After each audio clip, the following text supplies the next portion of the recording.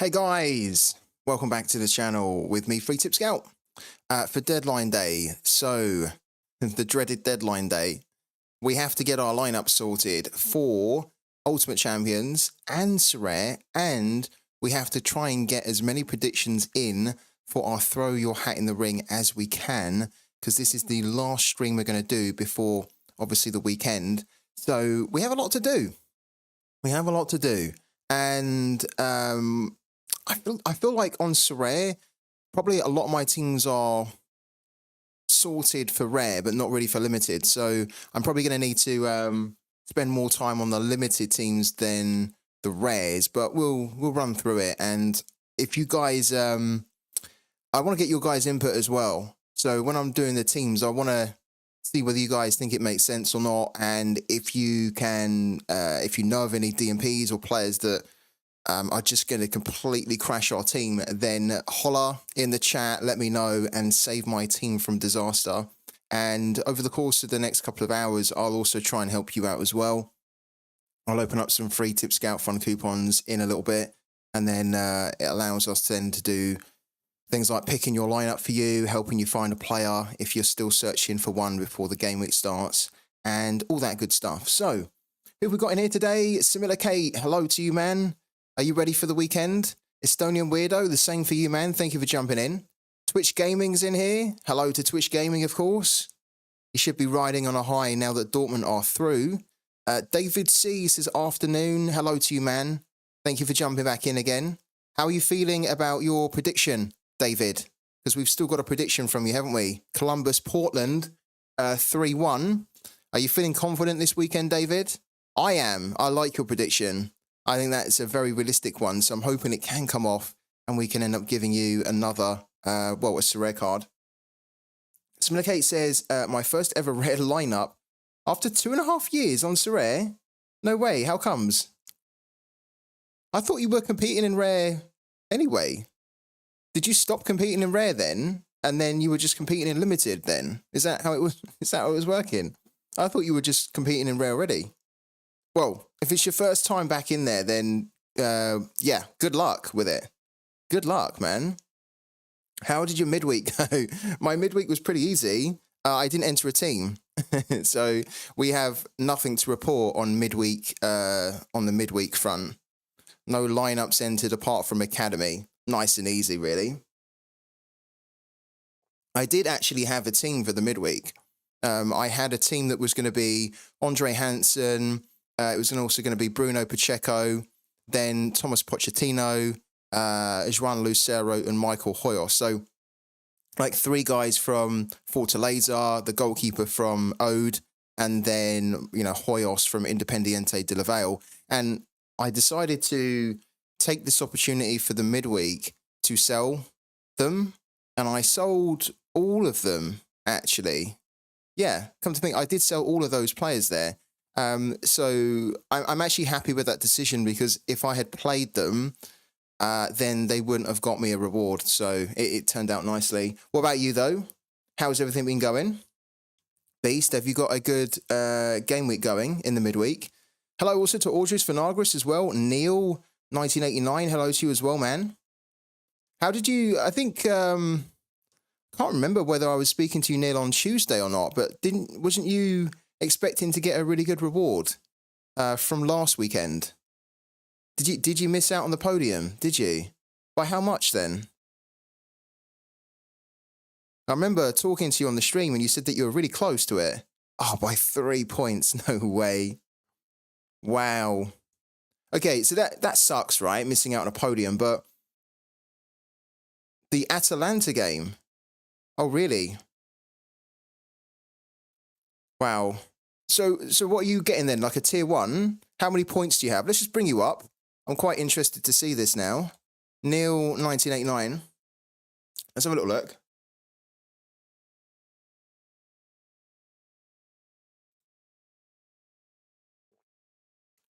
Are we talking about for last weekend, aren't we? This one here, look at that. Oh, how brutal is that? Still got £64 though, which for a lot of managers is a good work. Definitely. So 415.29 points. What a cool card that is, the João Paulina for the celebration card. Oh, look at that. Calvin Bassey, if he had scored just a little bit better, then it would have been a podium position for Neil. What a great effort, though. Because I'll be honest with you, if you'd have told me before the game week started that you were going to play Martinez and then Fulham, I would have probably said, well, I don't think that's going to do too well. You know, Aston Villa away to Arsenal, Fulham away to West Ham. I wouldn't have expected that to have done good. So you've actually done amazing there. Great work. Yeah, really good. Yeah, exactly. I wouldn't have expected anything from that either. I mean, the fact that that nearly got a podium is a huge effort. Because that realistically, on paper, probably shouldn't have got that close. But luckily for you, the upsets all happened. So amazing stuff, really. Hello also to Sorare Rec or Sorare CT. How you doing?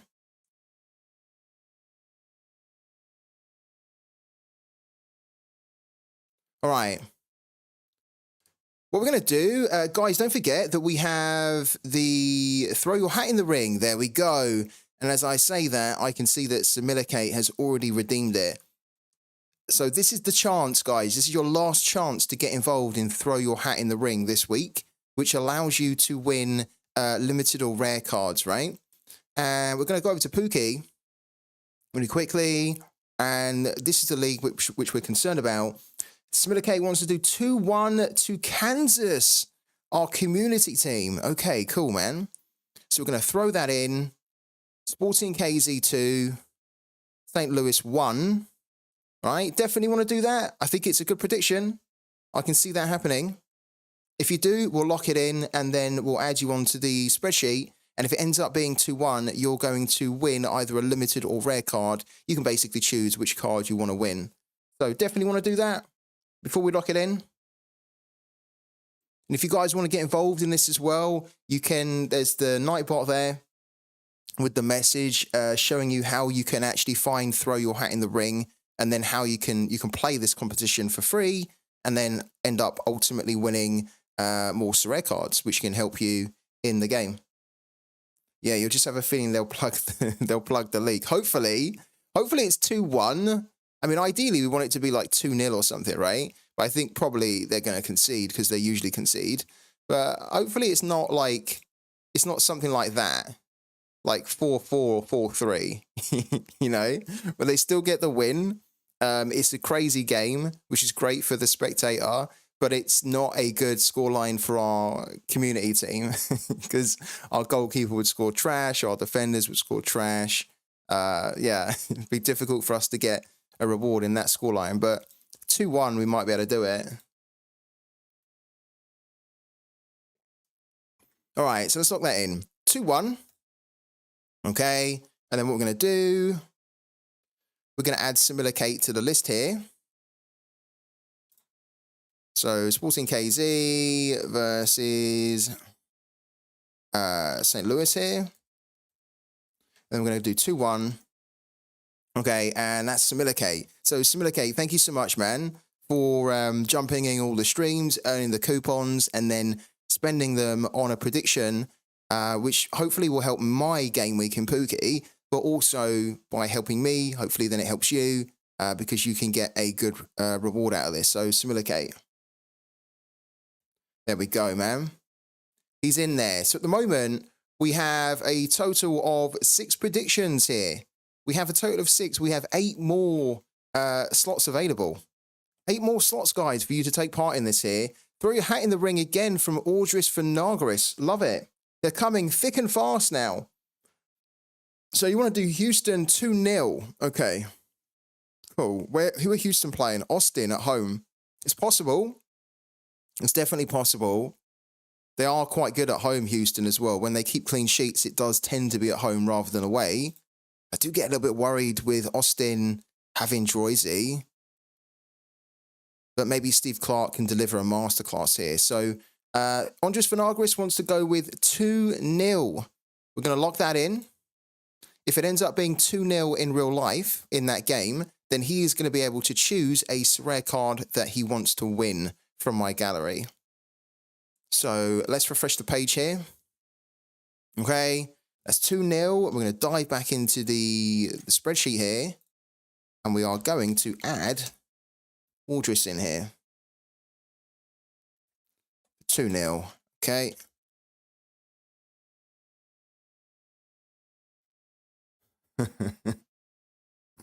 All right, done. Okay, who else is doing this then? Who's up next? I like this at the moment. I'll tell you the games we've got as well, in case you don't know which are left to get involved in. We still have an early game that you can predict, which is Montreal versus Orlando. And then we've got Chicago, Real Salt Lake, Colorado versus Dallas, LAFC versus New York City FC. No, New York Red Bulls, sorry. And then Sounders Whitecap, Charlotte, Minnesota, and then Galaxy Earthquake. So those are the remaining 7 games now, which you can predict in. You don't need to have a Pooky account. You don't need to do anything. You don't need to be a sub to this channel. You don't need to be following. Well, of course, I'd like you to if you're enjoying the channel. But all you need to do is just redeem the stream coupons that we have. Okay, so if you're on the streams, you're earning them. And then when you earn a certain amount, like you have to earn 8,500 in this case. Once you've earned 8,500, you can then say, okay, I want to do this here. You click the little yellow ticket in the chat. That brings up the pop-up box, and it tells you, then it shows you throw your hat in the ring. And throw your hat in the ring is the one that you want to redeem. To the real world.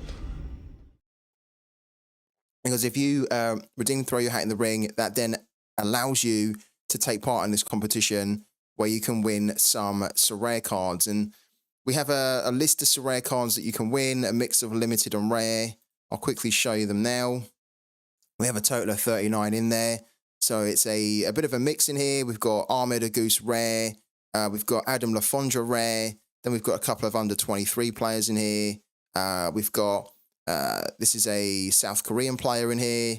We've got Vincent Vermeij, who's a card I won recently. I think is really good. Yeah, we've got quite a few in here. It's a bit of a mixed bag. Some don't have coverage. Some have like partial coverage. And then some have full coverage. So the way this works is that if whoever gets the first exact score in a game week gets the first pick, whoever gets the second exact score gets the second pick. So if, I think it's Daniel, isn't it? Yeah, Daniel, who done Columbus versus Portland. If that ends up being 3-1, he's going to get the first pick from what card he wants from that list. And then, of course, if, let's say, this one comes true as well, and this one is an exact score, that person will then be able to choose second, right? So that it kind of does pay off a little bit if you can get an early prediction done, and if you can then get it correct. But obviously, if all these guys don't get an exact score, and then let's say that Audris Vinagris, who just gave us Houston versus Austin, let's say that in the game week, this is the first exact score, then Audris Vinagris will get the first pick. So it's really just about trying to be as accurate as you can to try and give us an exact score. And then, of course, if you can, that's great because it will help my Pooky game week immensely. And then it gives you the first dibs on getting the card that you want from the pile. I need to say thank you to Canitolo Pro for the follow as well. Welcome into the channel, man. I would wait for the press conference before doing your Luton team, by the way. Could change a lot. It's big this weekend. Could change a lot. What are you expecting to change then, Hatter? I have a team in place which I wouldn't have expected it to change too much, really. I mean, I will definitely wait and check your prediction as well and play sharper, but this is the... They've changed this as well. Oh my God, they've made that so much better now, haven't they? They've made that so much better. Have they done that for where you can win cards as well? Yeah, they have. That's so much better, honestly. Because now, without having to click on view prize pool to see what actually is the prize pool, it's just there. you just immediately see it. That's so much better. And I like the fact as well that they have put descriptions under here. That was, again, a bit of feedback from me that, yeah, if you're in the know, or if you know, can put two and two together, you would be able to work out that the red is relegation, the grey is the safe zone, and the green is promotion. But that's not user friendly without having a description as well for newbies, right? If anyone jumps into the game who's new, they won't know what this bar means if you don't tell them. So I'm really happy that they've added that. Makes it a lot more clearer now for new users to the game. And this is just a lot more user friendly. I mean, to be honest with you, I wish they would have started with that, but it doesn't matter. They've added it into the game now, and that's the main thing. And so we don't have to go into the prize pool now. It's telling us that we have to finish in the top 112 to win a card. And then if we don't finish in the top 112, then the lowest position that we can finish in to get a box is 565th position. If we just double check it, you know, oh, this is better too. Okay, this looks better. Yeah, much better. They've really tidied that up. Yeah, good job, Sorare. This is a lot better to look at. Before, it was so ugly. It reminded me of what the web used to look like in like the early 90s. You know, it was just so bland and grey, and it just had weird formatting. You know, like even here, to be fair, is a little bit weird because there's a big gap. But you can imagine that over time, they'll start adding more different prizes, right? So eventually this could get a little bit wider. So it's actually much better. Really good. Really good. Yeah. I mean, this is the thing, right? We know that Sorare can do great things, and this is a good look to the game now. The frustrating thing is, it's just so annoying that they couldn't do that to begin with, that they kind of had to be told, look, that's rubbish, that's ugly, why is that missing? And then eventually they got there. But now they're there, it's great because this is what we wanted to see, really. Okay. Beast has also done a throw your hat in the ring. Okay, 4 minutes ago. So let's go and do that. Guys, I love it that they're coming in. 2-1, Colorado, Dallas. Okay. So you want us to do 2-1. So Colorado win 2-1. You sure you want us to do that, yeah? Just want to double check before I lock it in.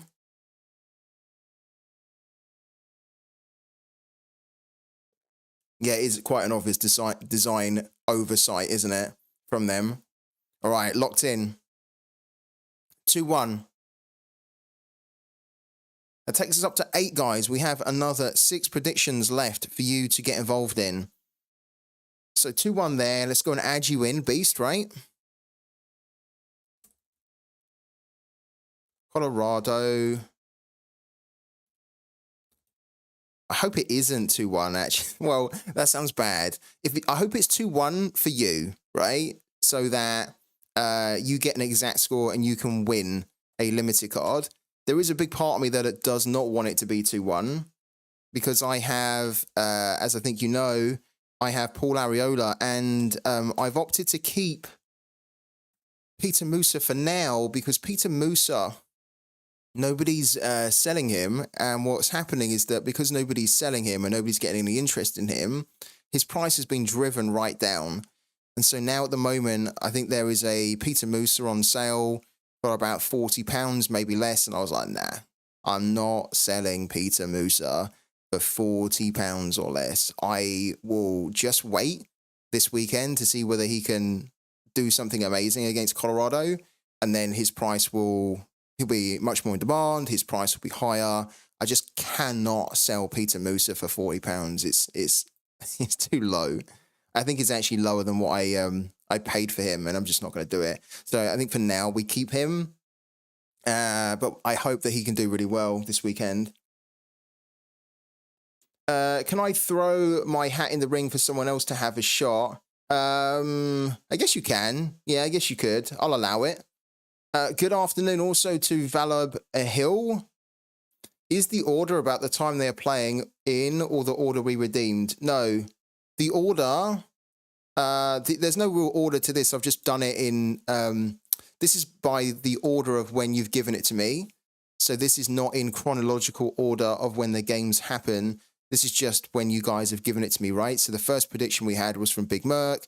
The second was from Columbus, etc., etc.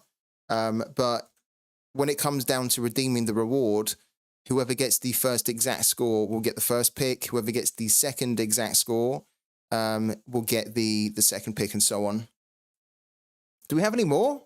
I'm loving that we're having all these throw your hats in the rings right now. Do we have any more? We have a further 6 games to predict here, guys. I really would love it if we can get a full 14 predicted, so that then 14 of you are in the hunt for a Sorare card this weekend. You have 7,400. Ah, you're so close. You might actually be able to afford it later on, though. You're close to.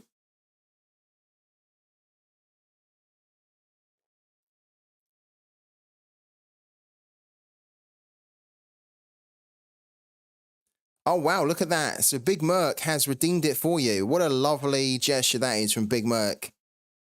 Valued guy in the community. Love it. Thank you so much for that, Big Merc. Sorare CT.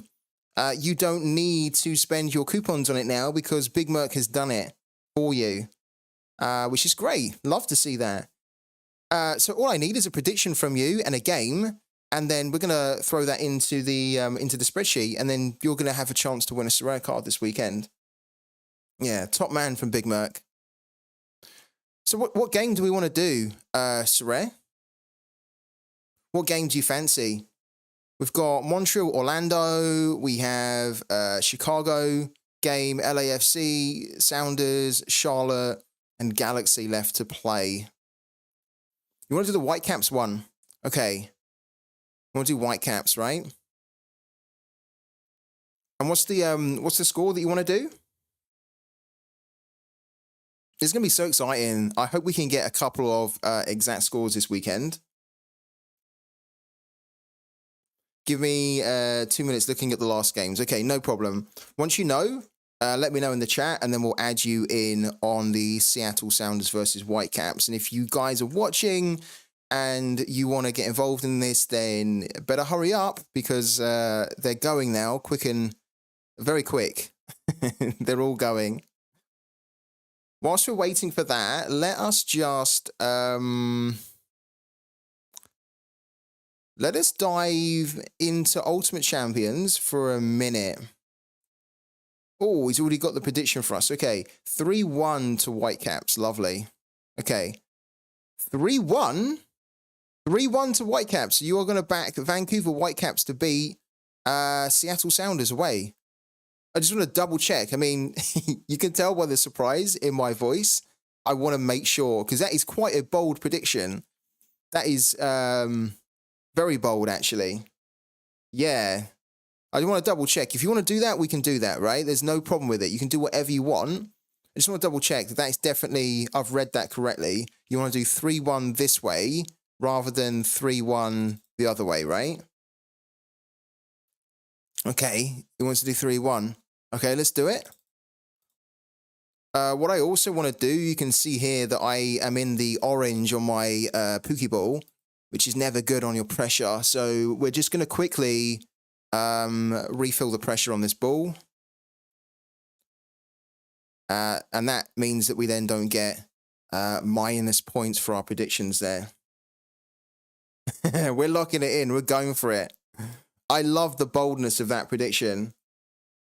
Which UC pack should I get for my free currency? The jumbo pack, I'd say. Yeah.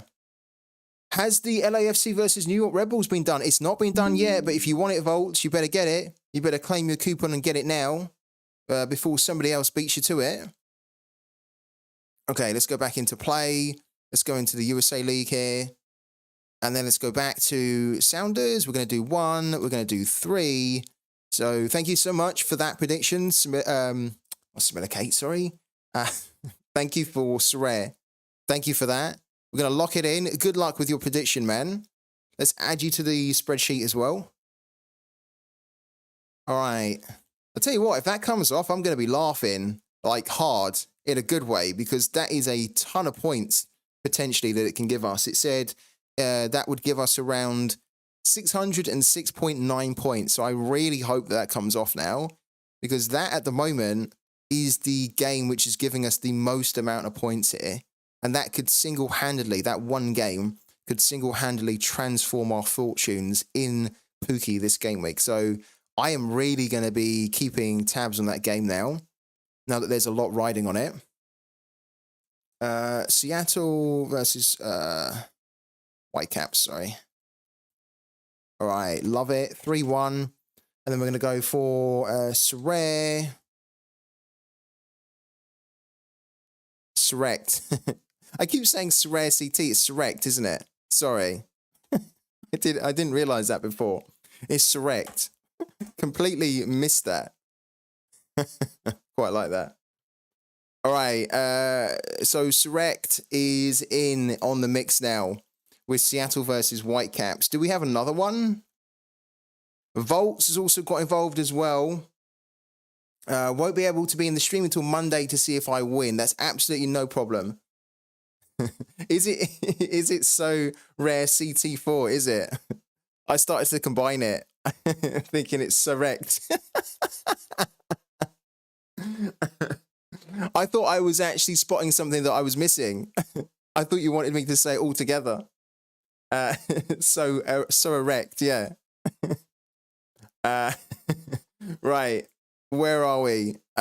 We have another one. Volts, good man. So Volts wants us to do LAFC 1, New York Red Bulls 2. Oh, wow. Okay, let's add that in. I like how we're going for some shocks here. All right, New York Red Bulls, okay, and then 1, and then 2. All right, and that one is going to be Volts. Love it. Volts 21. Okay, and let's make sure now that we lock it in. So LAFC 1, New York Red Bulls 2 for 402.1 points, which is another big one. So thank you so much, Volts, for that. I really appreciate your prediction. And now you have a really good reason to be following that game, if you wasn't already. Because if that game ends up being 2-1 to New York, then you will be able to win a Sorare card, which will be great. All right, we have 4 more predictions left. Forsberg Masterclass. He's done okay so far, hasn't he, Forsberg? But I don't think he's quite hit the same heights that I was hoping for, that maybe many people were hoping for. Let's bring him up, actually, whilst we're talking about Forsberg. How much is he? Because there was a huge hype and excitement when he moved over to the MLS, right? And yeah, he's been a little bit hit and miss, isn't he? But we need him to do something like that. Yeah. We need him to kind of hit like a 90 and just single-handedly drag the team across the win line. Do we have any more, guys? Do we have any more predictions for Pooky? We have 4 more games left. Galaxy versus Earthquake, Charlotte versus Minnesota, Chicago versus Real Salt Lake, and then Montreal versus Orlando. 4 more slots available for 4 different viewers here that can get involved. Give me a score prediction. If it ends up being correct, you're going to win a Sorare card, and you get to choose what Sorare cards you want, which is the great thing about it.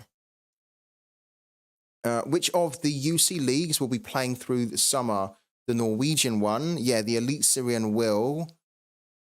I think the Romanian league also, whilst I don't think the Romanian league plays through the summer, I think the Romanian league starts in July or June, I think. So you'll be able to play that a little bit too.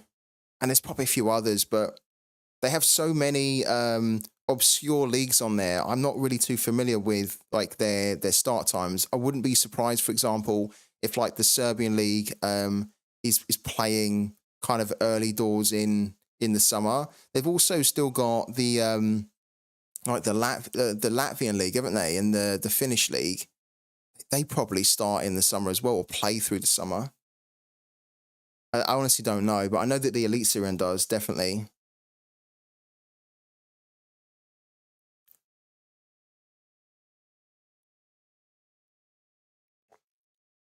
All right, okay. If we get anyone else on the stream that wants to take part in this, and it's okay because the coupon is open and it will remain open for the remainder of the stream. So you don't have to worry that you're going to miss the boat on that. As soon as you have enough coupons, just claim it, and then once you've claimed it, we'll then add your prediction in, and then add you to the spreadsheet so that you are then in. You've entered, right? For the meantime, let's go to Ultimate Champions because this one this game week starts before the deadline on Sorare.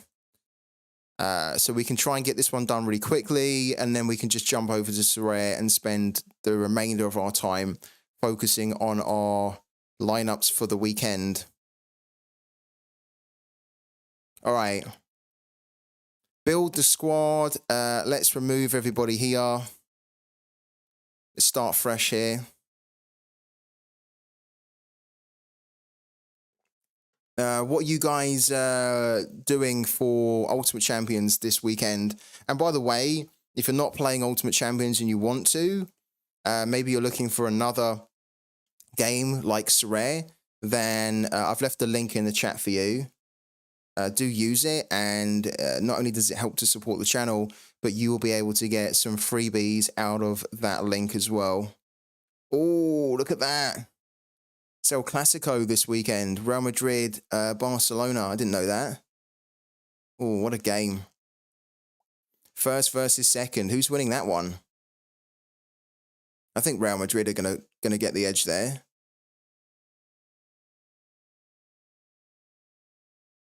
Real Madrid must be riding a high, having knocked out Man City, the current holders of the previous holders of the Champions League. Is it the Milan derby too? Is it? Oh, wow. Loads of good football this weekend then from the sounds of it. BVB versus Leverkusen. Have you seen that, by the way, Twitch Gaming? Have you seen I'm sure you have, the Dortmund for the fans event? I haven't read it, but I saw it this morning and I thought of you instantly. This is exactly the type of event for you, no? What do you have to do to... Oh, your Sorare collection is a testament. Okay, so this is a collector's event, right? Yeah, you need to have a Dortmund collection. In limited, you need to have above 400 points in your collection score. Do you... You don't have a Dortmund collection, though, do you? Twitch Gaming. Or do you? Am I just making it up? Do you actually have one? This is a very good event. I like that they're rolling out more of these things for collectors here. And this would be a great experience for anyone who maybe hasn't been to see Dortmund before, but has been collecting Dortmund on Sorare. As long as they can afford to go. You can find the terms and conditions here, but what usually happens is that if you get the tickets, then... So if you win, you kind of then have to be able to pay for the travel costs and then the accommodation, but you will get a kind of like a VIP style experience with this one. You check the flight tickets if I happen to win. Is it 400 euros flights plus accommodation? It's not too bad, but it is kind of high. I don't, but I already have cards secured for the PSG games, so I don't care. Oh, there you go. Yeah. So Twitch Gaming is already going to have this experience in this game anyway, because he's a hardcore Dortmund fan. But I quite like that it's doing this here.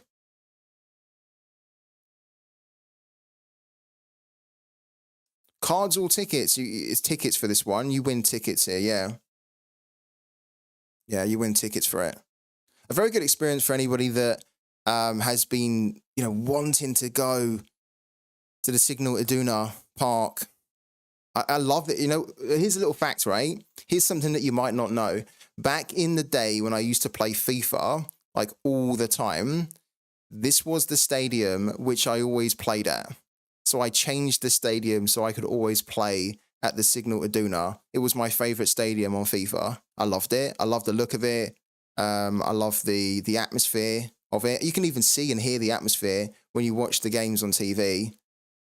So to be able to go there, and especially for to be able to go there really effectively, just because you've been collecting the cards on a fantasy game, would be an amazing experience to have. So if you have been collecting Dortmund cards, and maybe you in limited, for example, maybe you're sitting at 300 points, it might be worth actually just trying to collect a few more to get above 400. But just keep in mind that if you do get more cards and then you end up actually winning, you will need to pay for accommodation and travel. Unfortunately, Sorare don't pay for that, although I hope in the future that they can do that more.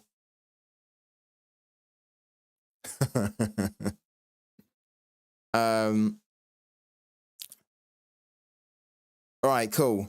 Let's go back to Ultimate Champions, though, because we were in the process of picking our lineups here. Right. What do we want to do for the goalkeeper?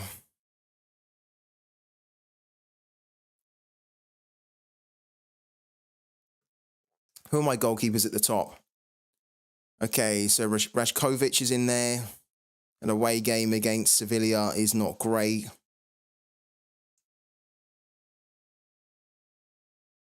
That's not a good game, really, for him.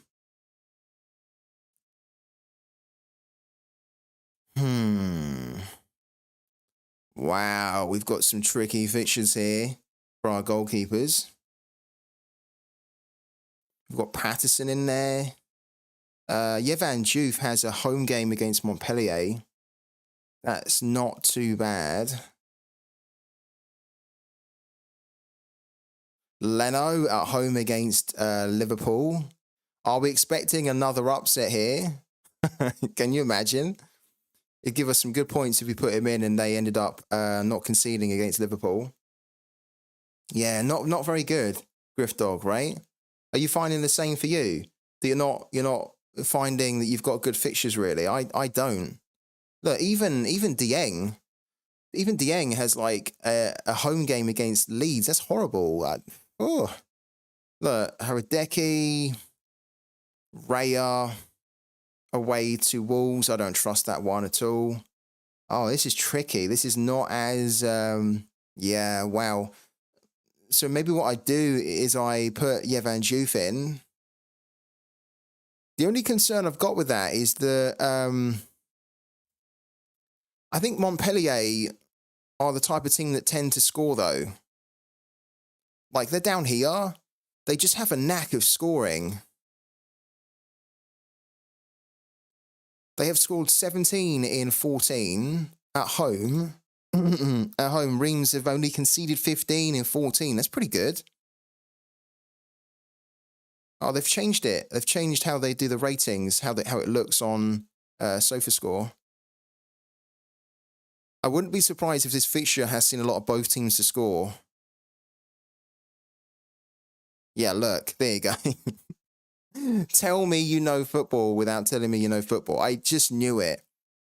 That in this fixture, both teams to score happens quite a bit.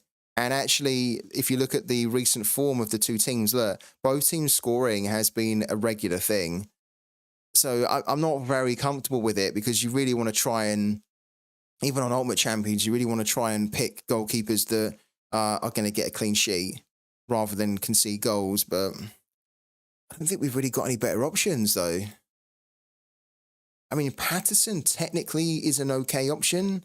I think that Millwall can score with the players they've got.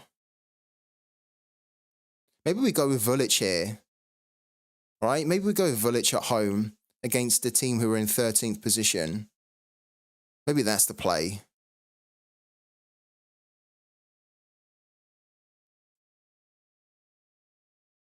I feel like it's either Vulic at the moment or it's Yevan Diouf. You've just had to go for classic higher scorers than threw a triple stack of DAC players in. I think I'm struggling here, but I think what we're going to do is we are going to go with, yeah, Vulic for Spartak. If we bring up Vulic right now, Vulic, there we go, Alexander Vulic for Subotica. He's been hitting some really good performances in the last two. And wow, they've made the colours pop a lot more, haven't they? Quite like that. I like that change on Sorare data. Not Sorare data, SofaScore, sorry. The game that we're concerned about here, this is the relegation round, and they are playing Yavor, no? Yeah, they're playing Yavor. They have a good record against them. How many goals have they conceded? Kind of quite a few, but at home, oh God, at home they've conceded 25. But Yavor have only scored 9 in 15. Okay, I think this is the one. Look, an under 2.5 in 4 out of the past 5 meetings between the teams. We've also had another throw your hat in the ring, which I've only just spotted, so we will do that now. That was from Pitchy... How do we say this?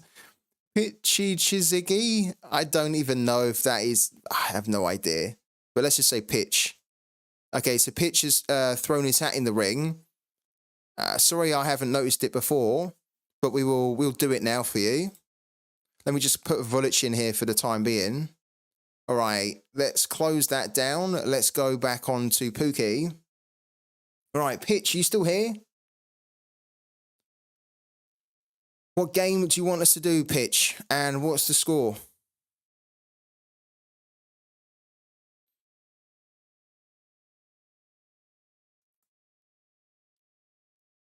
Where's he at? Is he still here?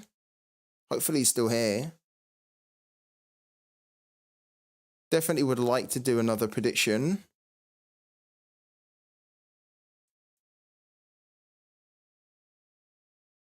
Pitch, are you here? So that's Pitchy Chizig. Pitchy, exactly. Where you at, Pitchy? If Pitchy resurfaces and he drops the prediction in the chat, can you guys then just hound me in the chat so I can then come back to it and put it in? But I don't know whether he's actually still here or not because we're not seeing anything in the chat. So yeah, we'll come back to it. But if he drops a message in the chat, just let me know. Just get the chat going lively and then it'll grab my attention. Do we want to do 4-4-2 or 3-5-2? We usually do 3-5-2. Okay.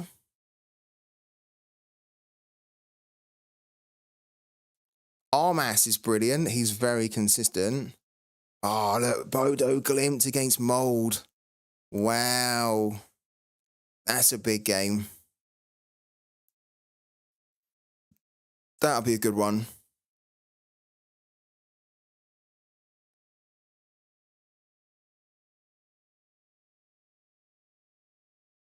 Who are my forwards going to be, first of all?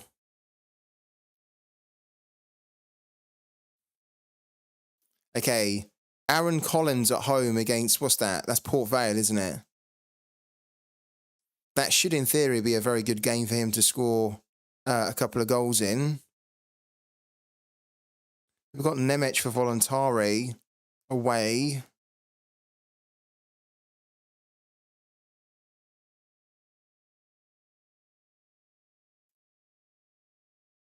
But Burnley at home against Burnley. Yeah, that Collins just looks too good to ignore, doesn't it? Usually we play Coman too, but I don't fancy Coman. This is another difficult fixture. First versus second, but I think at the moment, yeah, Collins should go in.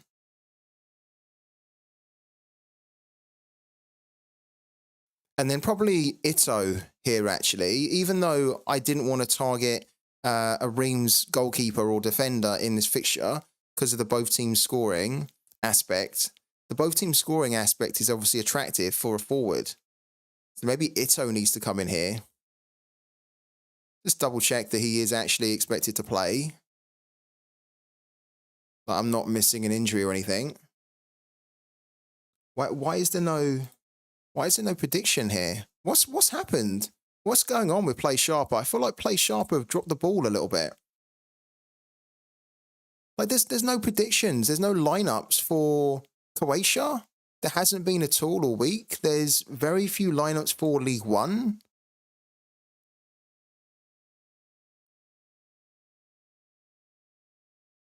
Like why? Are the experts on vacation? Yeah, the Croatia guy has been AWOL, and I was actually hoping that we would have some lineups today because I kind of spotted that on Sorare data, excuse me, I spotted on Sorare data that everyone is saying that Lyndon Salahi is out. Look, when I put Lyndon Salahi into the lineup predictor, or the lineup builder, should I say, Lyndon Salahi is apparently out, according to the community. I don't know why. And it's making me a bit nervous. Like, I have to look into that. Like, look, Lyndon Salahi, 36 predictions, 100% out. Is he suspended? Is he? Okay. Okay, well, there you go. That will explain it. Yeah, he had a yellow card here. Okay. Yeah, I need to change that then. Thank you.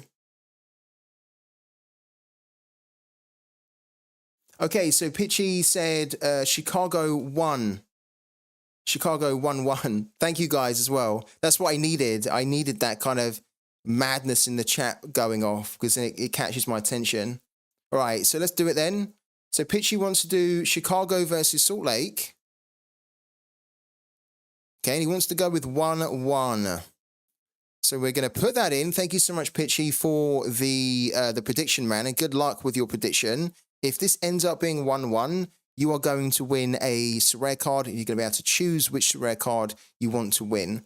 So good luck in the prediction this weekend. And we'll add you to the list right now. Okay, Chicago versus Real Salt Lake, and then 1-1. And then we're going to throw in Pitchy in here. Oh. Got to try and find his name again now. Is it gone?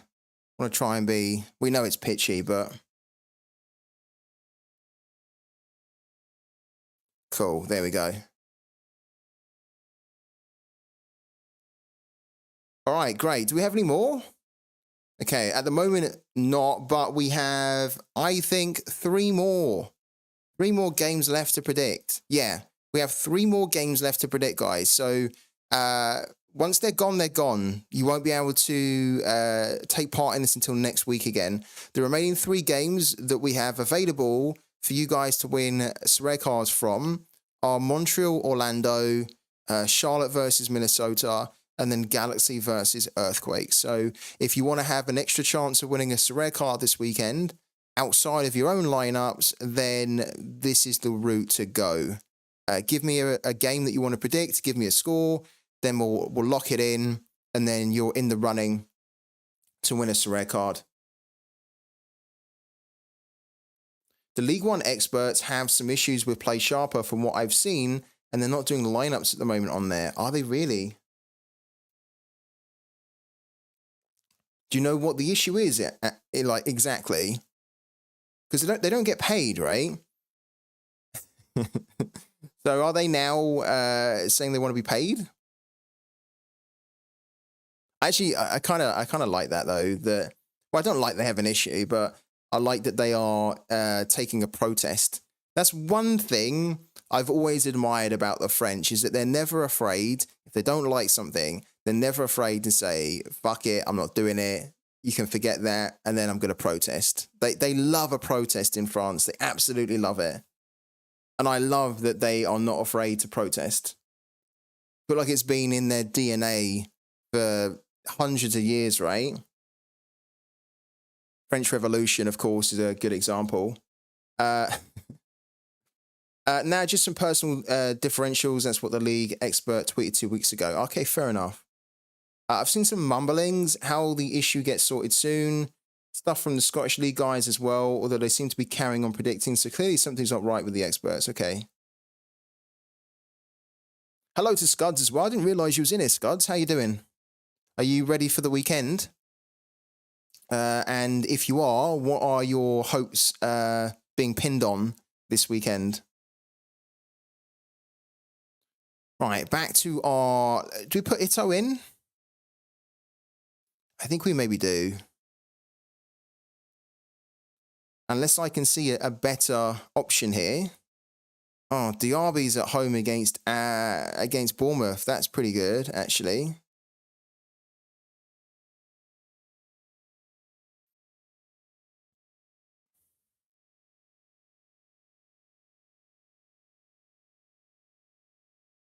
Is Johnson Clark Harris now starting again?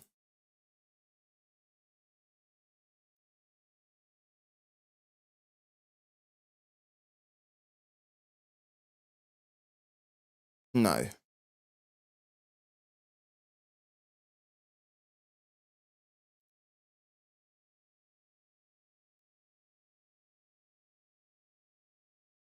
Villa versus Bournemouth. Then look, Moussa Diaby. This is a good fixture for Moussa Diaby. They did, yeah. They did. Did Diaby play? I wasn't following that game, unfortunately. Did he play? He played 68 minutes, so they saved him a little bit. He hasn't actually been in good form, though, has he, really? Over the last 5 games. A bit of a... Would be relying on him scoring a goal or giving a decisive or something. Junior Ito, when he plays at home, he tends to do much better. Look, Ito is in much better form. Why don't we just do Ito?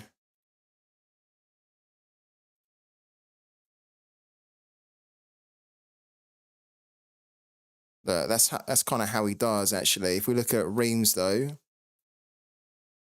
got 5 goals and 7 assists in the last 29 home games for Reims, which is not too bad at all.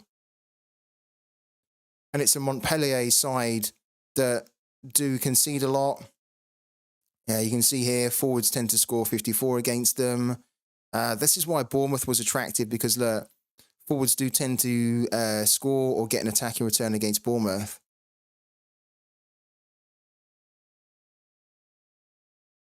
He's not in the best form. We'd need him to do something like that. We could regret this here. Let's do Junior Ito. And then what we'll do is we'll put Diaby on the bench, right? Or we do a 4-3-3, which is something that... Or a 3-4-3, which is something that I've never really done.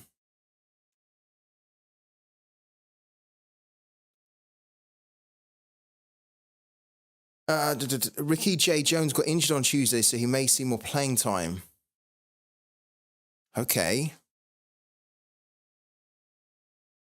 I think I'll still maybe... Thank you for that, by the way. I think I probably would still skip him now that we've looked at Ito, and Diaby.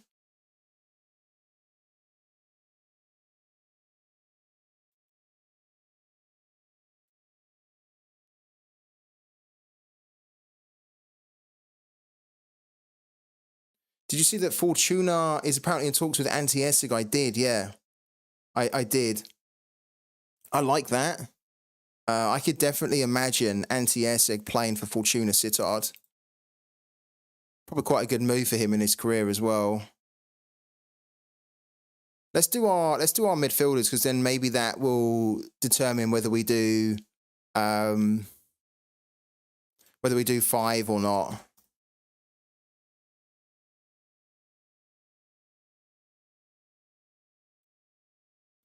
What are we expecting Twitch Gaming in this game here? Dortmund versus Leverkusen. Can you be the team that inflicts the first defeat on Leverkusen this season? Do you reckon you can do it? That would be a huge achievement if they can.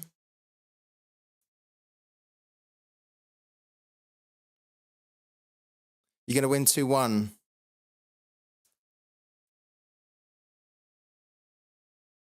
I think the fact that Leverkusen have that record, let's say for example that Leverkusen did not have an undefeated record in the Bundesliga, then I would say 100% that they're going to lose this game, right?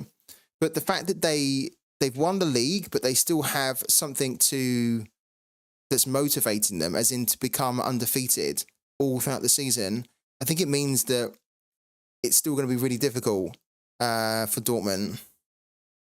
If they had lost the game already, but then they had already won the league, then you guys know my opinion on that is that when a team wins the league early, right before the season ends, then what you can usually expect is that after that, then that team will end up losing games or drawing games or dropping points, right? Because they don't need to push anymore, right? They've already achieved what is the ultimate achievement.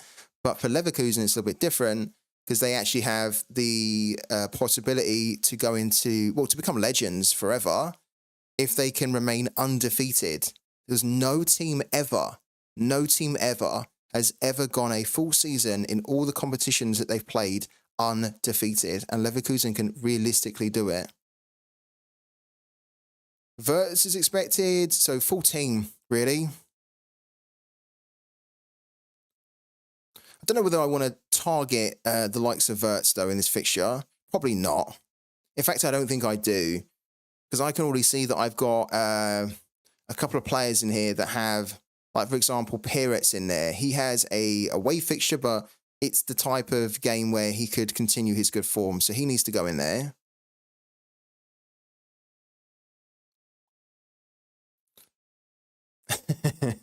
Put that in the trophy cabinet.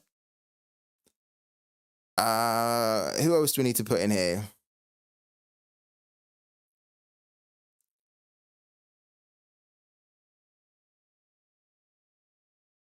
That's not too bad for Peterborough.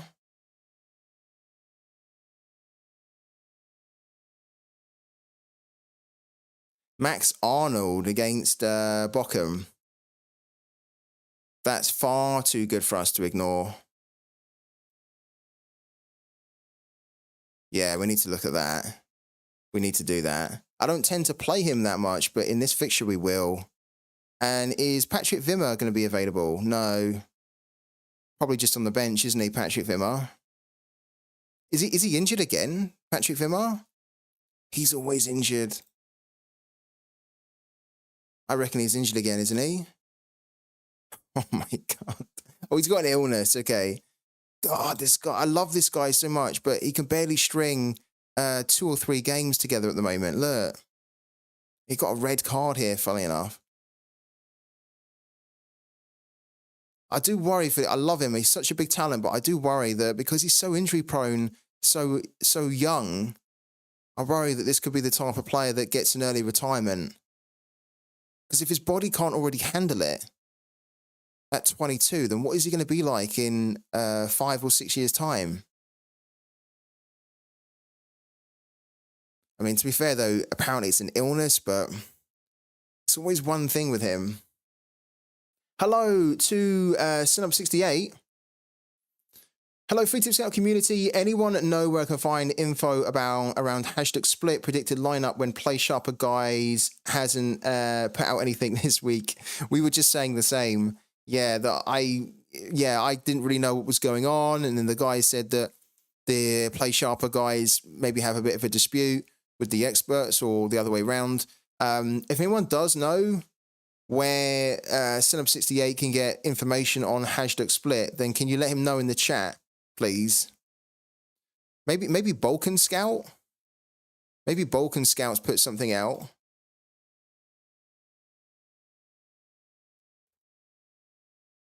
Is it this one? I never know which one it is. I think it's this one. So there is anti-airseg in advanced talks with Fortuna. There actually doesn't look to be anything recent here.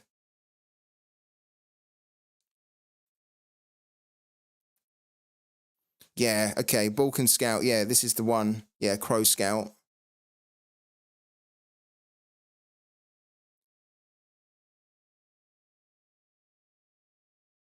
Can you telegram him? You could probably send him a message as well if you wanted to. Maybe he'll respond to you on Telegram. Maybe he knows something. But yeah, if anyone else actually knows what's going on with Hashduk Split, where Sum68 could get that information, then just let him know in the chat if you can. I don't know where you can find it, unfortunately.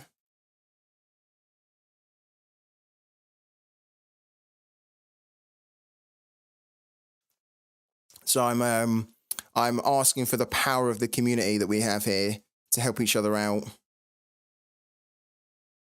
Right, who else can we put in here? I think we need to for sure put Odegaard in and then Saka in.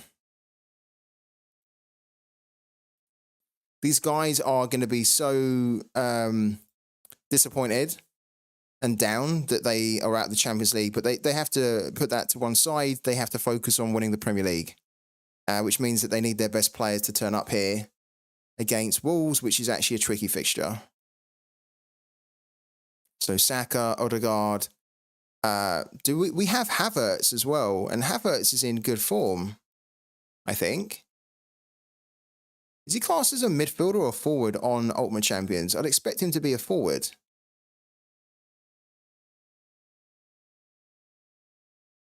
Yeah, there we go. Well, hold on a minute. This is midfielder. Could we play Havertz in here? Oh my God, we so could. That's going to give me a stacking penalty though, no? If I'm not mistaken, because we've got 3 players from the same team.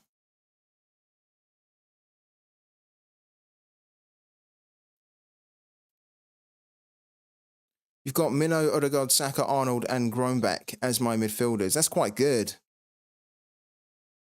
That is good, actually.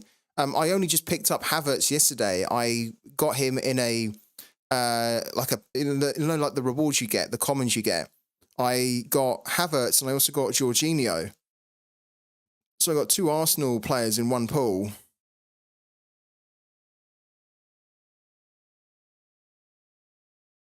Three's fine, is it?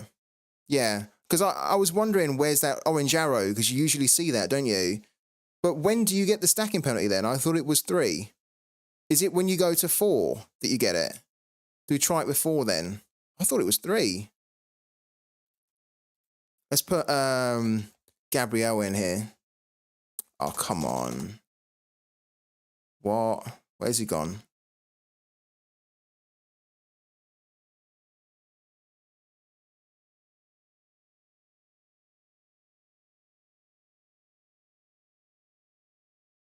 Why is it not showing me all of my... 4th is the penalty, is it? Yeah, okay. What's happened here? What is going on? I feel like... Yeah, look. Those are not all the defenders that I have. Is it glitched out on me? It won't let me go any further down. For fuck's sake, man. Okay, autofill the rest for now. And then we're going to come out of this page, go back into it, and hopefully that will change it, or that will sort it out. Bit annoying. Let's do that for now.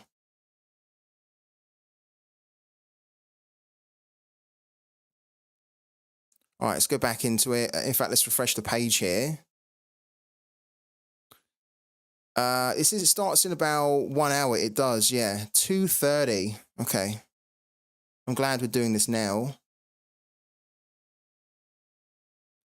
Right. I think probably, to be fair, I'm going to put Armas in anyway, but I want to see my full selection of players. Here we go. Now it seems to be working. That was so random. That wasn't loading it. Very glitchy.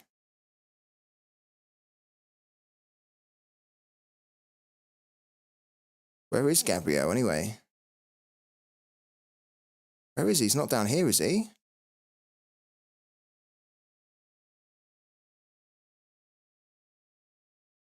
When I tried typing the name in before, he didn't even come up. So maybe I'll try typing his name in again. Oh, there he is. I went past him. Yeah, so now if we put him in, yeah, then it's going to give us the stacking penalty, isn't it? This player exceeds the stacking limit of 3 players from the same club. A penalty of minus 25% of his score will be applied. On average, it will be of 34 points. Quite cool that they add that kind of information. So we won't do that, but instead we'll just keep our 3 Arsenal attackers or our midfielders there. And then we probably will play Armas because Armas is a beast, really. Along with Matricardi.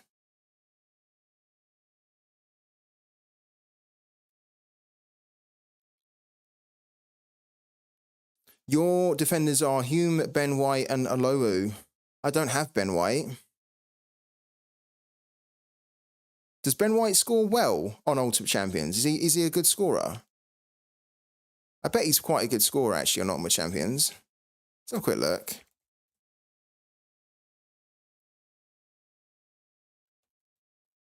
I feel like on Sorare, he's like an okay scorer, but he's not like an amazing scorer. He's wow. On Ultimate Champions, he's a very good scorer. I knew he would be. Their scoring matrix is a little bit different, and this type of player, I think, benefits more in Ultimate Champions compared to, we put Ben White in on Sorare. You'll probably see what I mean. That, like, this is good, this is okay, but he has a lot of scores in the mid-range, right? And he doesn't really have enough scores of 80 points or more, which we know today is really where you need from your players, right? So he's okay, he's good. He can hit some big scores too. But I think in Ultimate Champions, he probably is a little bit better.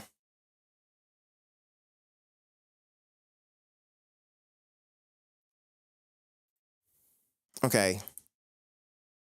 So at the moment, we have Collins, Ito, Piret, Arnold, so Max Arnold, Odegaard, Saka, Havertz, right? And then Ekpiteta's really good, but Ekpiteta has a tricky game. He could do well in it. I think we're going to put Armas in. He's like a no-brainer. I really like Gunderson and how he's scoring. I don't like the fixture, though. Like, he's scoring very well at the moment. Bodo Glimt are doing great. Look, Bodo Glimt are actually keeping loads of clean sheets, which is not something that they've often been known for. And that's a big reason why he's been scoring so well. But they're not going to keep a clean sheet against Mold. And this game historically has like stupid amounts of goals in it. Glimt Mold is very high scoring historically. I think they even had a game a few years back where it was something silly. Like there were 4 or 5 goals scored in it. I mean, different times, of course, but look, they're 2 very good attacking teams, so I would never expect these 2 teams to keep a clean sheet against each other. Let's go and have a little look. Look, 5 out of the past 6 have been over 2.5, both teams scoring as well. It does buck the trend of how Bodo are doing at the moment, where they haven't conceded any in 4, and it's been under 2.5, but it's not going to be that in this game at all. Yeah, look. See what I mean? I think this was the game, these games here were the ones I was talking about.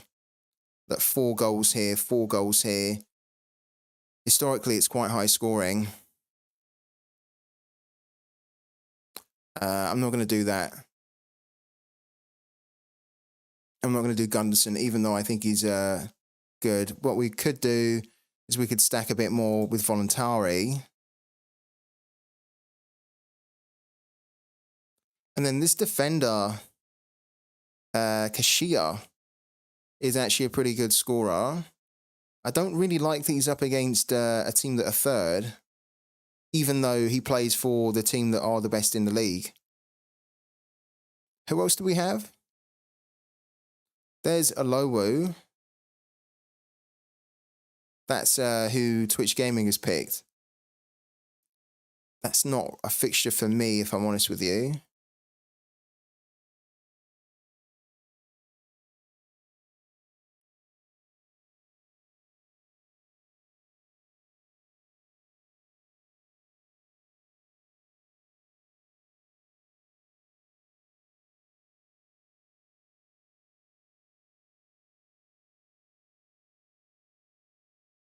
Is Frankie Kent not playing this weekend?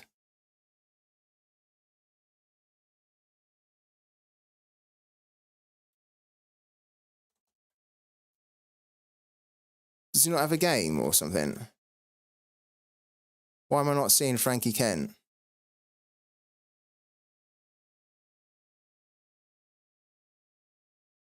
Ah, because they have a cup game.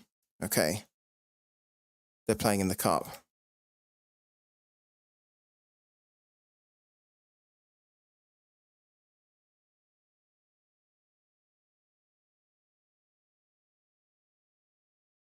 One of the problems with having so many options is it can feel like you've got too many options and then you become a little bit overwhelmed by it. Probably what we'll do is we will... Oh, wow. He's doing very good at the moment. I like Garuti, but probably what we will do is pick Cashier, 36-year-old Cashier, because it's rare that he delivers bad scores. He can hit these really big scores. So why don't we do that and we hope that he doesn't give us a red score. Okay. Then we've got Ekpateta, Verts, and then Coman. Well, I don't want Coman here. I want Diaby. Let's take him out. And then let's put Diaby in as the forward.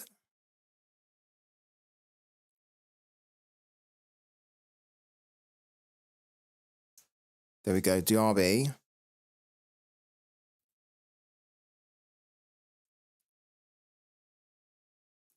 Do we want Verts as the midfielder, as the extra midfielder? Probably not a bad option to have on the bench. I just don't know whether that's really a good fixture for him.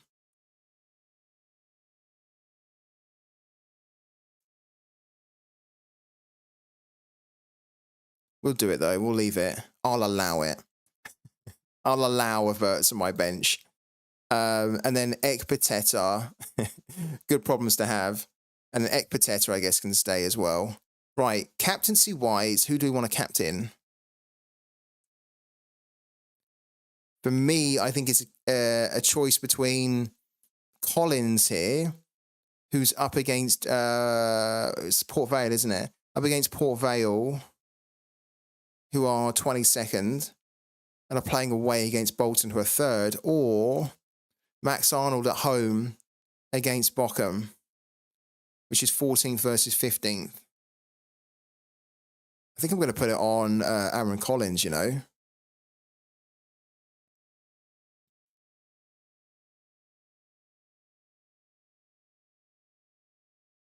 What do we reckon? Is that a good team? Oh, okay. Yeah, that's a good shout. Yeah, that's a good shout from Griffdog. Let's not even take the risk then. If they've won the league, even if they don't rotate, if they've won the league, then as I mentioned, players then start to take their foot off the gas. So I don't want that.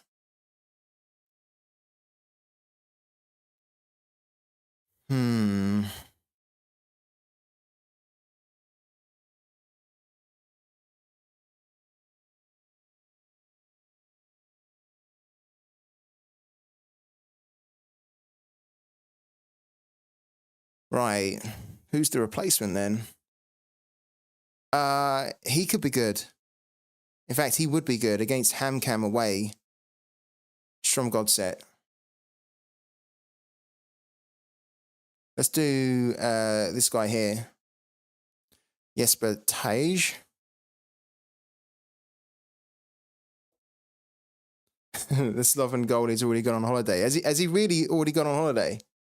And you're not joking, he's already gone. He's already away on vacation. I don't like really to target players where they're playing for teams that have already achieved what they need to for the season.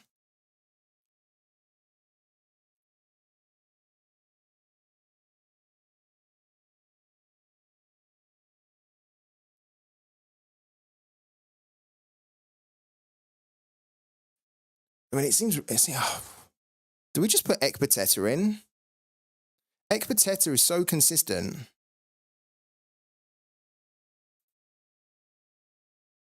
That is the scoring from Ekpateta over like the last 10 games. And if you go back even further, he's a very reliable, consistent performer. I'm going to do it, I think. Let's switch that around. Let's put Ekpateta on. It seems wrong to leave him out when he's in such good form like that. And he does have a home game. It's slightly tricky, but...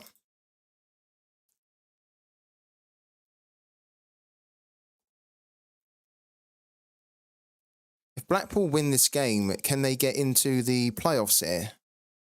Oh, they need to. Big game for them. They cannot afford to lose this one. They basically need to win their next two, really, I think, to stand a good chance of securing a spot in the playoffs there. They don't concede a lot of goals at home either. They've only lost 3.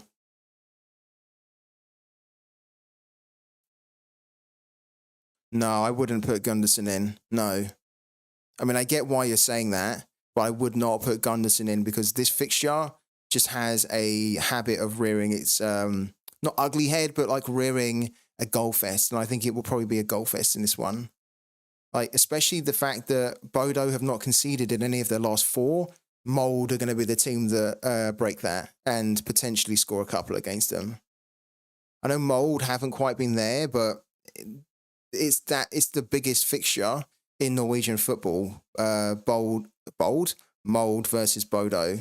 And I expect there to be a lot of goals in there, so I don't want to target that. I would prefer to target this one. And we're going to put, where's he gone? There. Yes, but there. Yeah.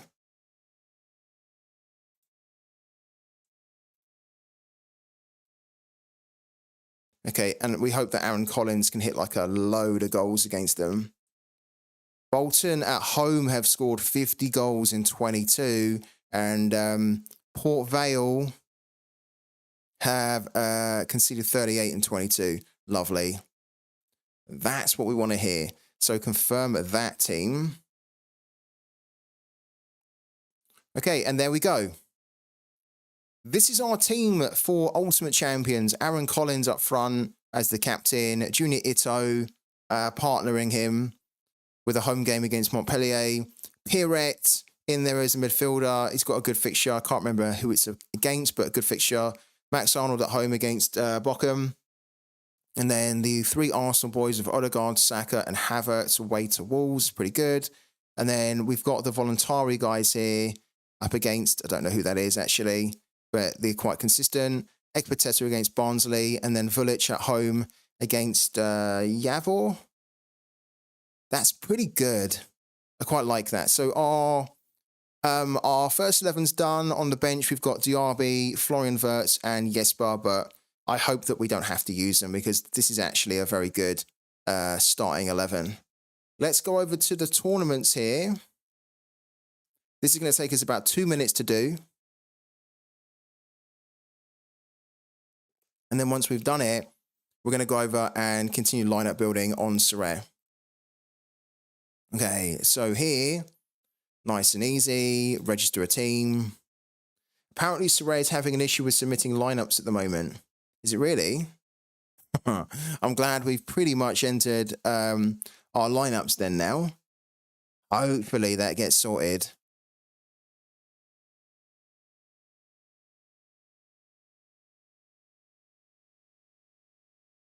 That's okay.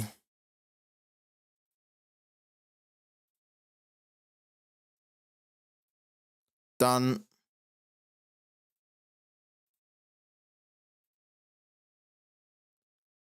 I never do a proper teams on the tournaments, just always autofill. We're only really interested in the tournaments for the MGC at the moment. eventually we'll need to start taking it a bit more seriously because we do actually have proper players now. But I think for the moment, we'll just do autofill.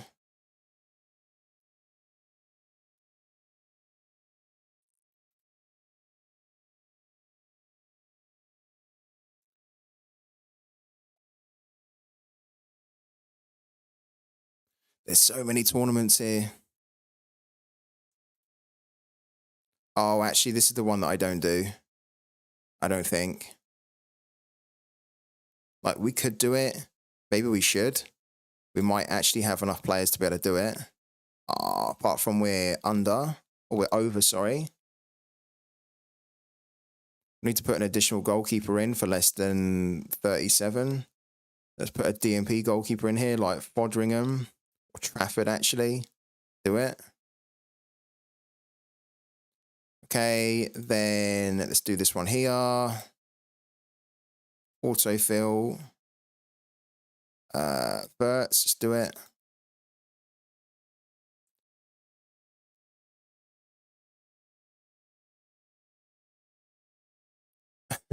What's the chance of you running a 25% discount so I can use pick my lineups for 5,400? I can't do it that way. No, I mean, I could. I'd have to say, yeah, you just redeem something else and then that'll be it. But nah, I don't want to start going down that path because then we'll get asked all the time. I don't have enough, but can you do it? And it's like, just open a can of worms. I respect you for the try though, for asking. It's worth an ask, wasn't it? All right, register, autofill. Okay.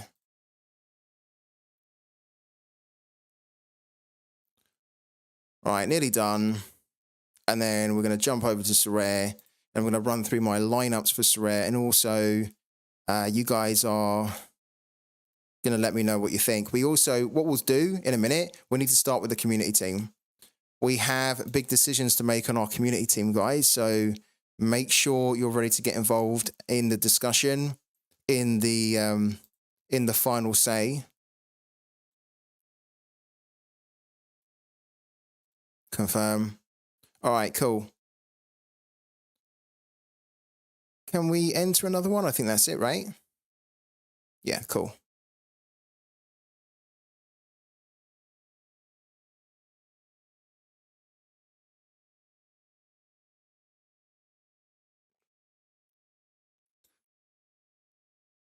Let's get all our guys relisted as well whilst we're here.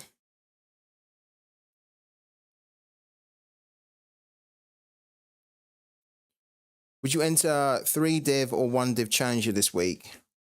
Don't know, because I don't know how many managers have entered into it.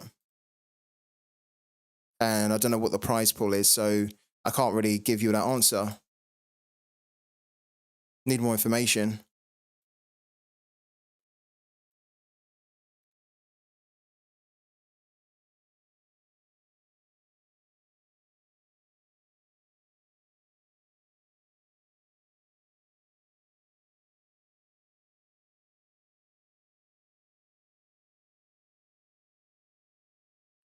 Okay, that's all done on Ultimate Champion. So let's see whether we can win an epic card here from the team. How long does that take to load? They have to improve that. There we go. There's the team. Yeah, so we need to finish in the top 25. And then if we do, we win 100 Una, which is roughly about what? It's roughly about $5. And then we will also win an epic card as well, which is one of these ones here, which you can sell for money or trade. What do you reckon? Top 25 or not? I'm actually going to say that we can do it. I think we can do it. I don't want to jinx it. I think this we have enough good players here and enough good fixtures where I think we can do it. What do you reckon, guys?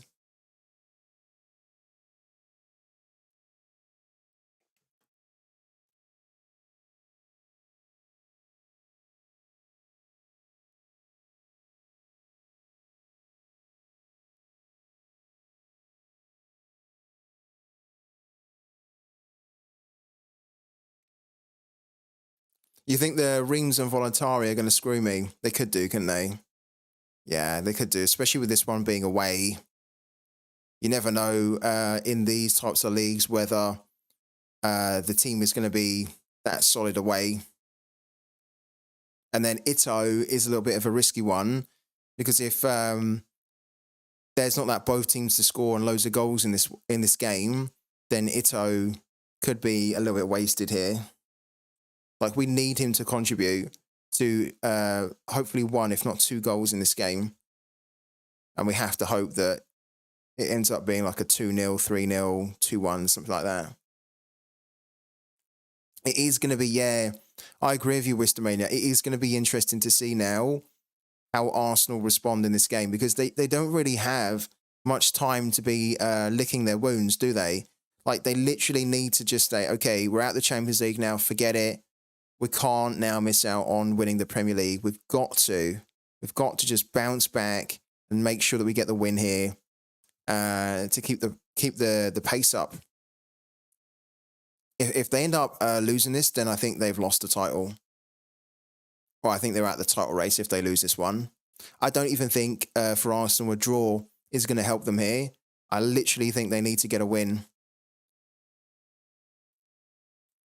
It's so tight at the moment, isn't it, at the Premier League, at the top, that any points you drop now could be critical. Look, they're already 2 points behind Man City. So even if they draw this one, and then who have Man City got? Man City have got Chelsea. Oh, that's the FA Cup semi-final. But then Man City have Brighton. They cannot afford to lose it, really, or even draw it. So yeah, going to be interesting to see how they do, how they bounce back. I don't think Arsenal can risk resting players here. I don't think they can. They can't. They can't afford to. Like they have to play, I think, their best team. Because then if they win with their best team, they basically go top again. And then it's like psychologically the pressure's then on Man City, right? But if they rest their best players and then they end up like basically risking that they're not going to win that game, this is for me like a must-win game for Arsenal. Even if they draw this here, I think it's going to do a lot of damage to their chances to win the title. They can't afford it because Man City are realistically, with 6 games left, they're not really going to drop many points at all. You'd expect Man City to probably go and win most of their games, right? Look, Forest, Wolves, Fulham, and then the last 2, Tottenham and West Ham. Maybe they could drop points there, but they shouldn't be dropping points against Forest or against Wolves or against Fulham. I'd expect them to beat Brighton as well. No disrespect to Brighton, but Brighton, to be honest with you, don't really have much to play for anymore. They do, but not really. So I don't think Brighton will be able to handle them anyway. So Arsenal, in my opinion, they don't have the luxury where they can say, okay, we just done a Champions League game. Now we need to go, we can rest players, right? I think they need to play their best players in here. Yeah. All right, let's take a quick breather. And then when we come back, we're going to start to do lineup building, but we're going to kick off with the community team because we need to have some decisions on the community team, guys, which I'm going to ask you for. So, back in 5, okay?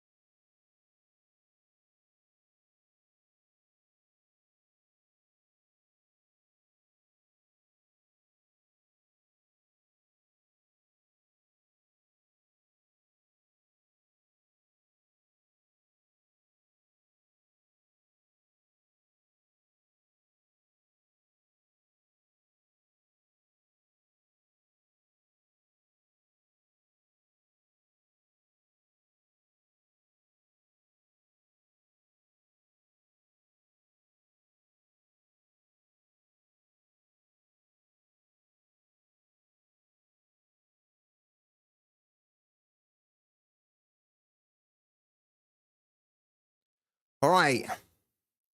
We're back. Guys, how you getting on with your lineup building for the weekend? The game week starts in 1 hour's time. You have 1 hour to get your lineup sorted on Sorare. And we're going to need to use that hour to try and get our lineup sorted. And we're going to start off with the community team. The screen's black. What do you mean?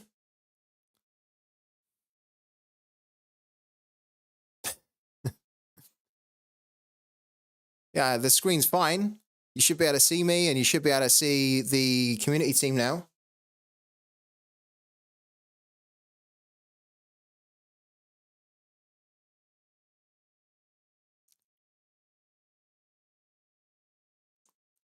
You guys can see stuff on the screen, right?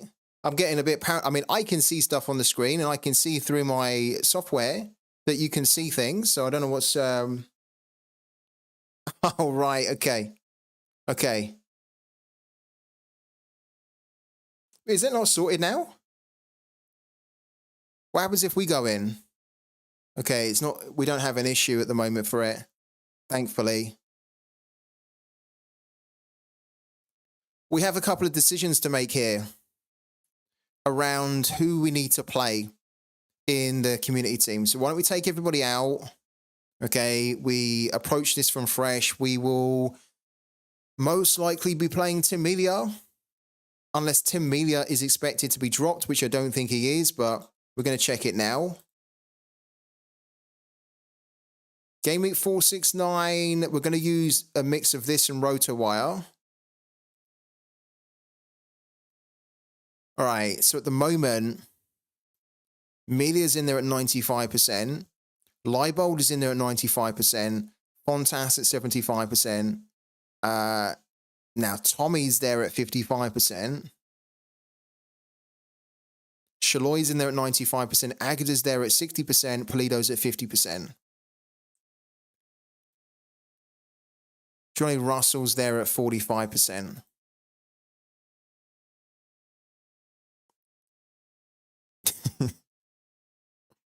This is the weird thing here, is that technically Polido's like at 85%, according to how they do it, if you add these two up, but I really don't like that way. Let's have a little look here. This was on Wednesday. Sporting KZ notes, Remy suffered an injury in the first half of the Miami game, and it didn't look too good. He didn't train for the first part of the week, so I expect him to miss time, including this weekend. Russell finally got some minutes. They're very limited. They waited a while to bring him on, which makes it seem he's not fully fit quite yet. I see it being close if he starts or not, but I would assume they take caution and keep him on the bench. I agree. Formation-wise, if Russell plays, expect the player in their lower percentage positions like Polido up top, and then Tommy at attacking midfield. If he doesn't start, expect the lineup as shown. Okay, I agree. So this is how I look at this team, right? I don't think that Russell is going to start. I think that with Russell's injury history, they won't want to rush him into a start yet, but they'll want to be giving him minutes off the bench, right? So for me, Russell's not going to start. Polido, this is a difficult one because Polido could start along with Agada, and then Tommy could start further back. Agada's been pretty good. Even in the last game, he kind of missed the penalty, but I think he scored 2 goals, right? Agada. Oh, maybe that was the game before. But I think he's generally been quite good since he's come in. Yeah, it was the game before. I think he has a good chance to keep his spot. If we look at RotoWire, RotoWire are saying Leibold, Melia, Fontas, then Tommy, Shaloy, Polido, Agada. Right, so again, pretty much what I was expecting and what we were just talking about there, that I think Agada probably should keep his position up top, and then Polido comes in or plays alongside him. What do we want to do here? What do we want to do? Do we want to play with 2 defenders, or do we want to do 2 attackers this time? Because previously with this team, we've been playing with 2 forwards, right? Shaloi and Agada, or Shaloi and Polido. If we do 2 forwards, then we have to pick between either Shaloi, Agada, or Polido. We can't play all 3. So we have some decisions to make here. And I want you guys to make them because it's the community team. So the first decision is, do we run with 2 defenders or 2 forwards? We can't do 2 midfielders because we don't actually have, realistically, another Sporting KZ midfielder other than Tommy. You can see here, look, we've got Felipe Hernandez. It doesn't really play. And then that's it. So we need, Tommy has to go in. That's the given. 2 defenders or 2 attackers. And then depending on what you guys pick, well then, I think this is a poll, isn't it? To make that decision, I think it actually is a poll. It's the fair way to do it. I haven't taken out Salahi yet. No, thank you though. I need to take him out. Thank you, Ligma, for reminding me on that. Right. So 2 defenders or 2 midfielders, 2 forwards, sorry.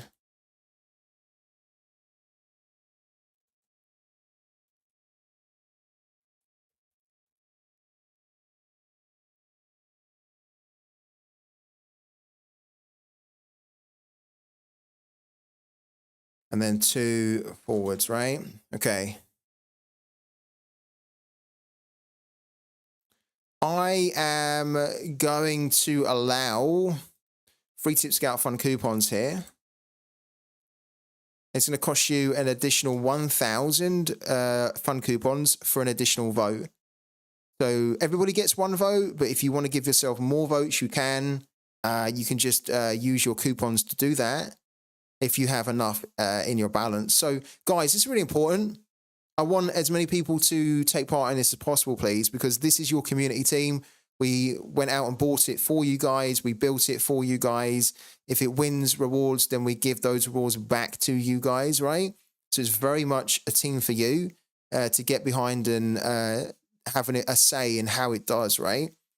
So the decision that we're asking you to make here is, do you want to run the community team this weekend at home against St. Louis City? Do you want this team to be run with 2 defenders or 2 forwards, right? Important decision to make. So please do vote. There's no right or wrong answer. Just let me know which one you'd like to see in the team. And then whichever option gets the most amount of votes, we will then do it, right? So the community votes are binding. So without any further ado, let's get going. If you're over on YouTube, then you won't be able to vote, unfortunately, unless you quickly jump over here onto Twitch and then you can vote. But yeah, let's get going. You guys are going to have 2 minutes as well to vote on this one. So let's go. The vote is live. The poll is live. Oh, the sun's getting a little bit chaotic as well. There we go.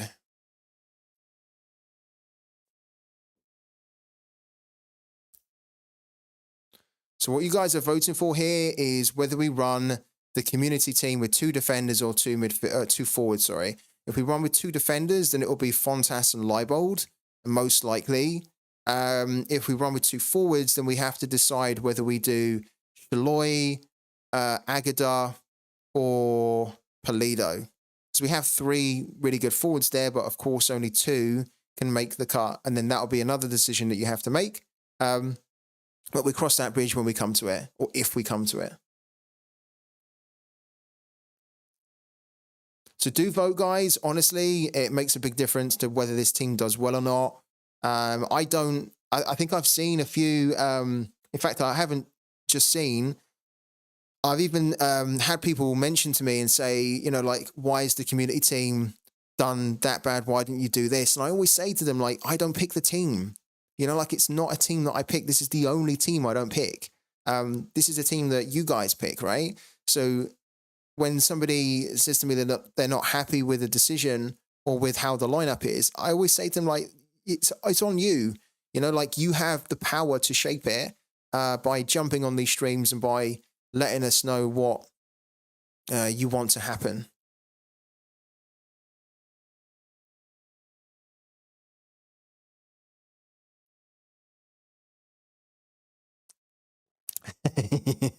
Yeah, translated into that rude. Do we have more votes here? How many votes did we have? It's about to end now. It did end. There we go. So we had a total of 10 votes, which is great. And you guys voted that we want to do 2 forwards rather than 2 defenders. So we are going to go with 2 forwards here, which means we only go with 1 defender. Okay. So now we have a question, a quick poll here, another quick one, right? Our 2 defenders that we have are Leibold or Fontas. Fontas has just returned from injury. And if you don't know, he played, I think, the full 90 minutes on the last game, no? Yeah, he did, but he done terrible. But the whole team done terrible. But he played his first full 90 minutes in the last game. And Leibold did too, right? Right, Leibold, Fontas, okay? You guys are going to have 1 minute for this vote, and it starts now.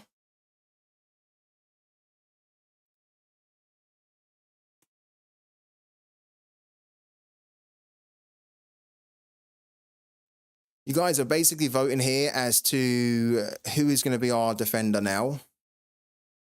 Is it going to be Fontas or is it going to be Leibold? Both are very good scorers.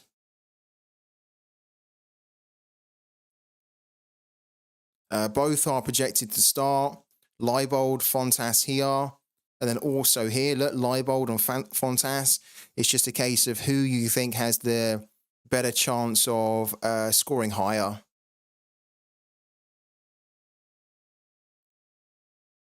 At the moment, I can see that Leibold is leading the way with 71% of the votes compared to Fontas.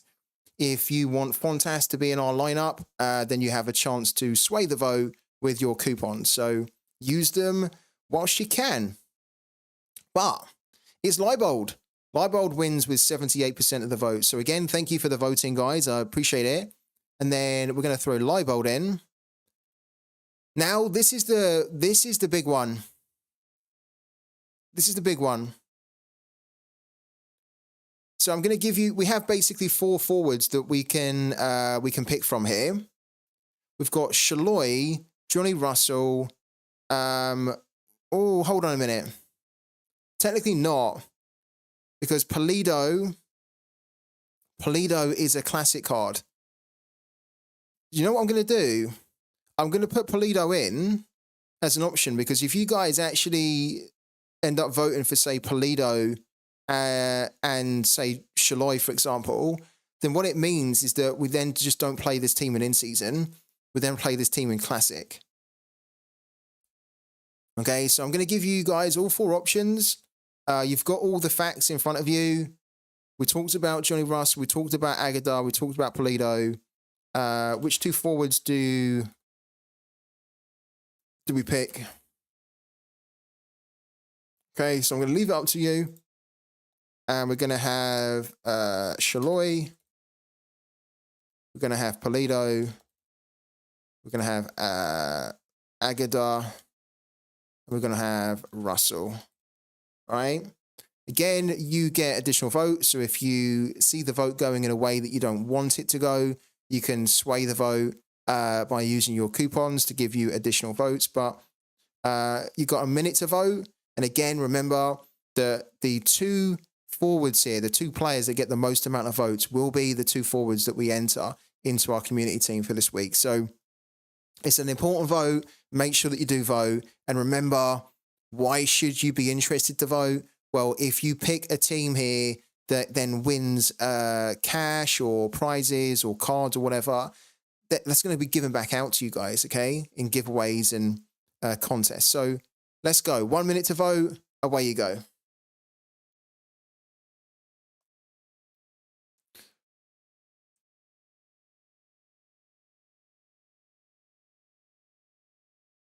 Yeah, it was another reason why we picked up Polido, because we wanted to pick him up whilst there were no in-season cards and whilst he was cheap. He gives us an extra option where it might be that it's just better for us to go into the classic competition to try and win a card with Polido, because we know that Polido can do well. Yeah. We wanted to have as many options as possible. I think when he gets an in-season card, we maybe will look at trying to get one. So then maybe trying to trade out our Polido Classic, for example.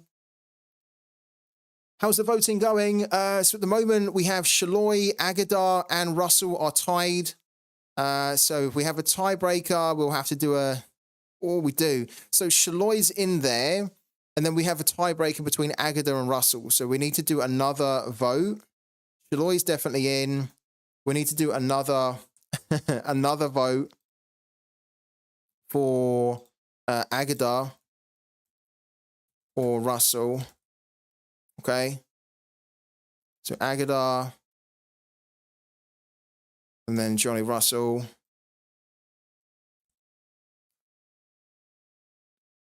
Johnny Russell, it's not like he's not going to play. I just don't think he's going to start. Yeah. He could start. He could surprise us all and he could start. But it's not like he's not going to play, because he will play. It's just, I think it's less likely that he's going to start. Right, next vote is up. Why not Fontas? Because Leibold was voted more. Yeah. We had a vote as to whether we do 2 defenders, and you guys voted to do 2 forwards, so we're doing 2 forwards now. this is what I mean. Maybe Pyrex just jumped in, but it's you guys decide what we do, right? You guys decide. So I'm not saying we're going to do 2 forwards, right? That's why Fontas doesn't make the cut. You guys basically decide, and you guys decided that we want to do 2 forwards. Fine. I think it's a good decision. Sporting KZ at home, they often are involved in lots of goals, right? But then when we do 2 forwards, it then means that we have to make the decision between Leibold or Fontas, and then we put that to a vote, and Leibold got the nod over Fontas. So it's really just you guys deciding. It's not me. Okay, and the votes are for Agadar. So we have Agadar now, who got 88% of the votes there.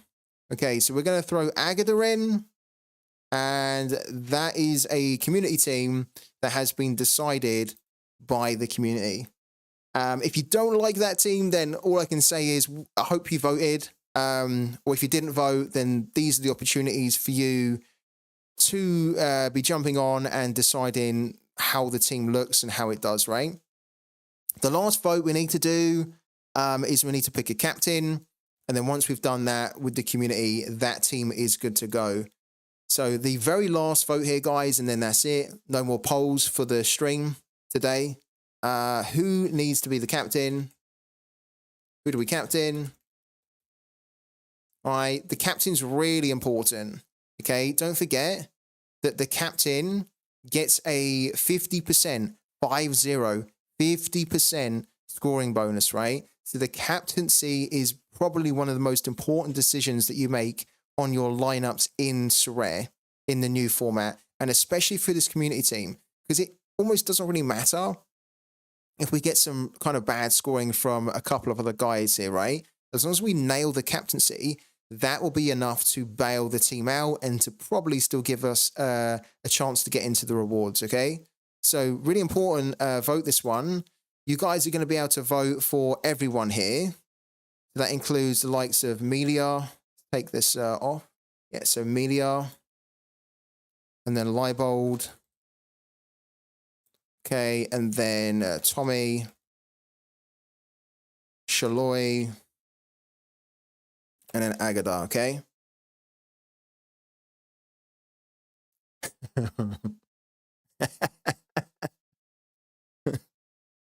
All right, you guys have 1 minute. 1 minute to vote.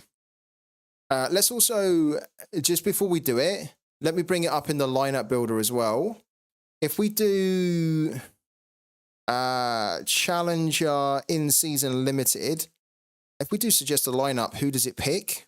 Okay, and then it picks Agadar, Shaloi, Leibold, funnily enough. And if we get rid of these guys here to give us our full team, there we go. In the lineup builder on Sorare, it's telling us that it would pick Shaloi as the captain, and that would give the team a score of 74. But that's how it looks in the lineup builder, okay? We don't have to pick Shaloi, of course. We can pick whoever you want. You guys are going to be able to decide now.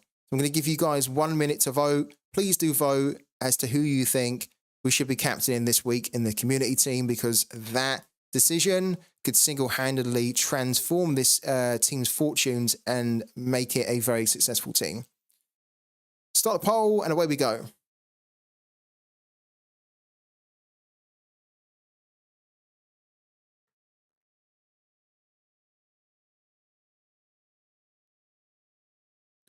So remember, everybody can vote, so please do vote.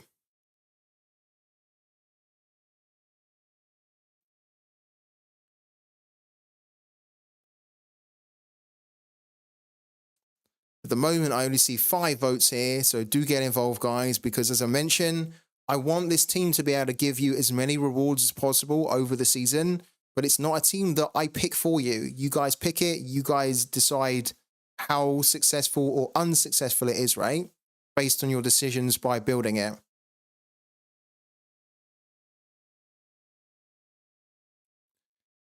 So at the moment, Tommy's leading the way. Melia is getting a lot of votes as well, but Melia's winning at the moment. No votes for Agadar. It's a tie. It's a tie between Melia and Tommy. We need to do another vote here. I can't believe that. So Agadar got no votes at all. Leibold got no votes. Shaloi got only 23% of the votes here. And tied for the votes are Melia and Tommy with both 38%. We have to do a tiebreaker vote here now between Melia and Tommy. So, tiebreaker vote.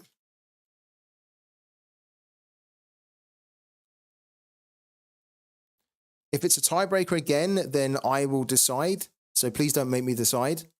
I want you guys to fully pick this team, because then if it's really successful, you guys take all the credit. It feels like, you know, you've really had a say, and you've really, you know, been responsible for that amazing success in the week. Melia and then Tommy. All right, gonna have another minute. What I'm gonna do for the tiebreaker here is I'm actually going to take off the free tip scout fund coupons, right? For the tiebreaker here, you are not going to be able to give yourselves additional votes for this one, right?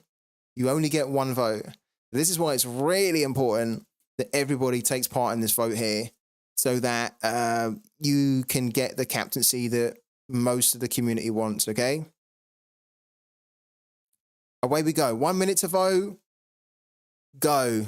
Vote, guys, okay? Who do we want to captain this week in our Challenger in-season limited team? Do we want to captain Tim Melia or Tommy? These are the 2 options here, Melia or Tommy. You only get 1 vote. So make sure that you vote, guys, okay?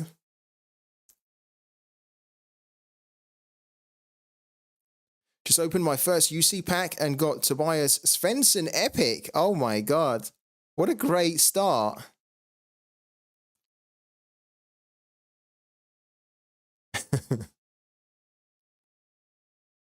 How has Media got less in the tiebreaker than against Shaloi?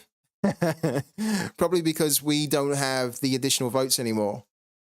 So it was probably only 2 people that voted the first time round, but then 1 person gave themselves additional votes for Media. The winner is Tommy by a landslide. Tommy gets 82% of the votes compared to Media's 18%.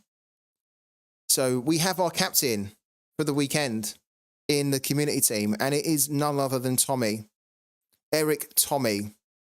He's your captain, not Shaloi. Watch Shaloi hit 100 now. Watch Shaloi hit 100. All right. That's it.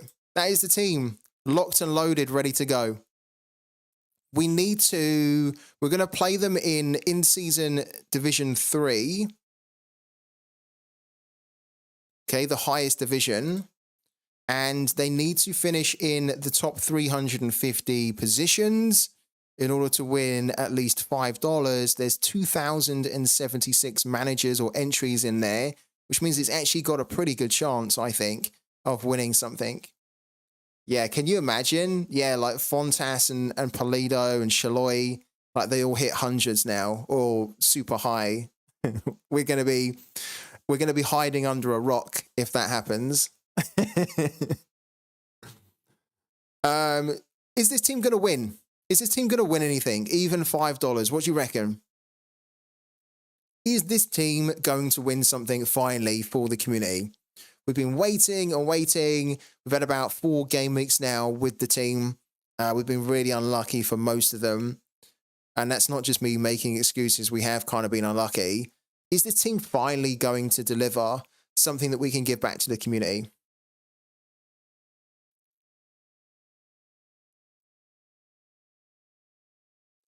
Pirek doesn't think so because of the recent disrespect shown to Timothy. Would you have honestly put the captaincy on Team Media? Would you really, Pirek? Because if you would, I would say it's probably a good thing that the community team is not in the hands of Pirek. Because I wouldn't expect Team Media to score that good here this weekend. Not good enough to justify being the captain. No way. I hope he can prove me wrong, though, now that I've said that. I hope he can hit like an 80, 90, but we know that this team always tends to concede.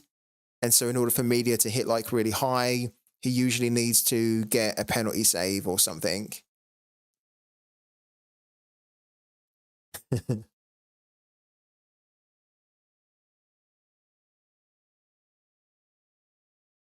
Not captaining goalkeepers is generally just a bad strategy. Now I know you're taking the piss for me. Now I know you're not being serious at all. In before Captain Media would have won us as reward. Yeah, if we'd have Captain Media, then it would have been a guaranteed reward here, right? I think it's a good team though. Thank you to everyone that took part in the voting, by the way. I really enjoy seeing you guys getting involved and behind our community efforts that we do. So keep an eye on it. Because if this team does well, then we have a chance to win 20, 30, 45, and the maximum that we can win is $140. And remember, we win $140, we're going to be putting that back into the community. We'll then use that money to go and buy a ton of players that you guys want to win. And then I'll run a ton of giveaways, right? Or just one giveaway where we'll then give away all those cards that we use the prize money to go and buy. Okay. Croatia lineups are out on Discord and Telegram. Okay. For the Crow Scout. Let's go back to the Premier League. Let's see whether Hatter has updated his prediction. He has, look, 21 minutes ago. He's put Doughty, Burke, Kabor, Mengi, and Hashioka, with Kaminsky in goal, Clark in midfield with Barkley, Townsend, Morris, Chong. Good, okay. Nothing's really changed there too much apart from Mengi. The players that I'm targeting should be fine. I think we've got a great chance here, by the way, with our Luton Town team to do well. Look at this here. Premier League in season limited, right? So just a lineup.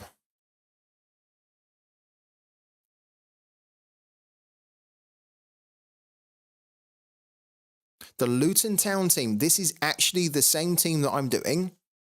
All right, so Doughty and Barkley, Burke, Kaminsky and Morris.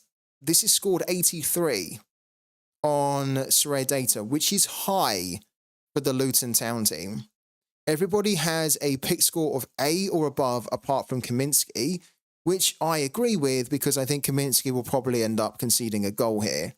But I'm hoping that Luton can win.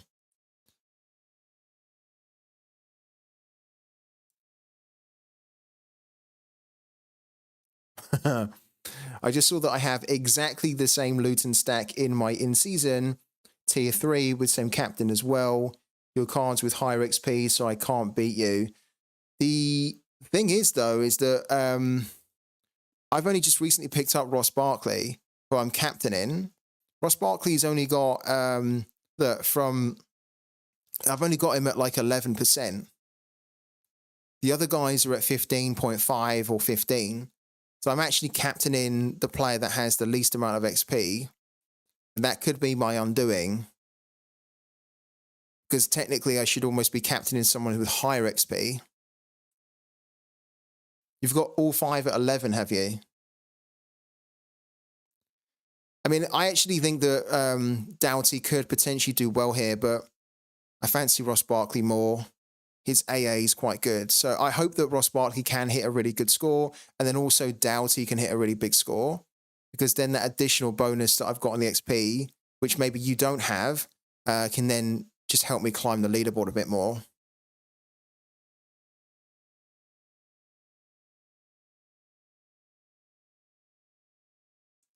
What's wrong with Pooky, by the way? My projected rewards for UCL are going down more and more every hour going forward.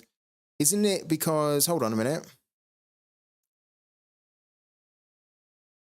Yeah, they will be going down. Do you know why? Because the Champions League is in a live game week, even though it's ended. So more people are now predicting in the English League, the USA League, all these leagues which are about to start, which means that the prestige that is spent in these leagues is higher. And so that is going to come down. Yeah. That's basically how it works, Twitch Gaming. Is that even though these are finished, the rewards will most likely go down if they are in a league where there are other match days which haven't even started. Because people are going to be now doing their predictions for the weekend, which means that as the prestige goes up for the other leagues here, it's going to take a bigger share of the prize pool, and that is going to alter the prizes that, or the rewards that were available in the other ones.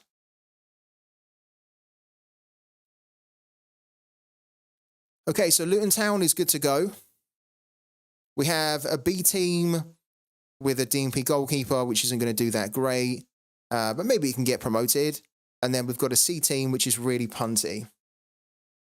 Yeah, the number of prestige that's been spent in a match day. So the higher the prestige, the more of the share of the prize pool it gets. And in that type of scenario where, yeah, some leagues are finished completely, but then others haven't even started yet, obviously they're going to be increasing their prestige, and then that's going to be changing the amount of actual prize pool that is then dished out, which is why it then says here that it's projected, because it's projected at the moment, but it will change based on, more prestige that is spent.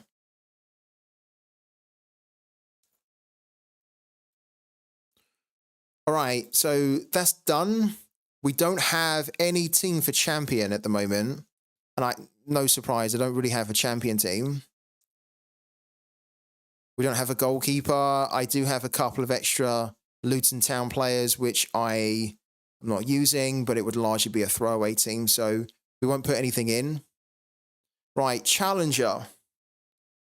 I don't have a rare challenger team at the moment, because Eli Room does not have a game this weekend, right? No, he doesn't. Because there's no Eredivisie this weekend. If there was, then we'd be able to maybe put some kind of a team out in rare for it, but there isn't.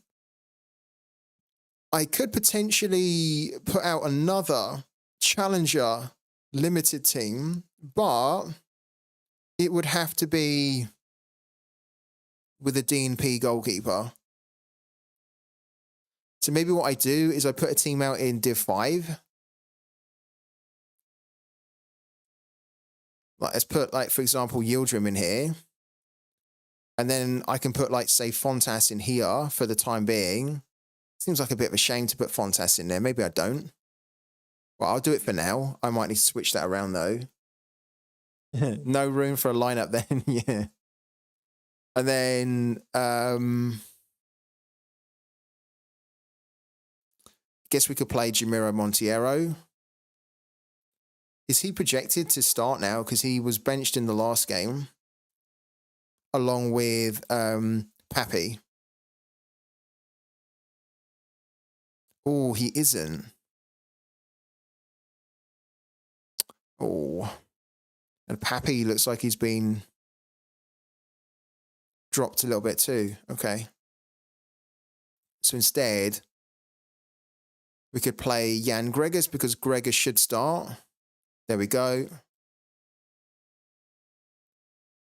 And then we have Paul Ariola and Johnny Russell. So what we could do, I've also got Peter Musa. I need to find a way to put Peter Musa in a team. What we'll do here is we'll do Johnny Russell, and then we'll do like Paul Ariola, like that. And then we'll give the captaincy here to Fontas, right?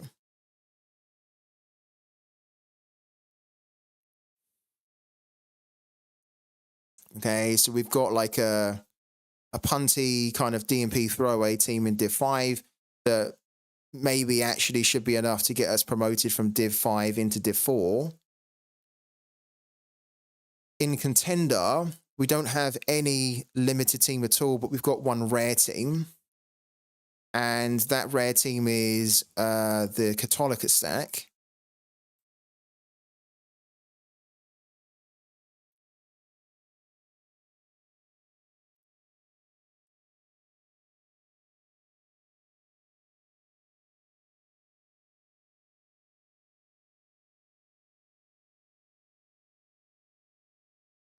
So Tapia, Zampedri, Pinares, Amperero, and then Gilia.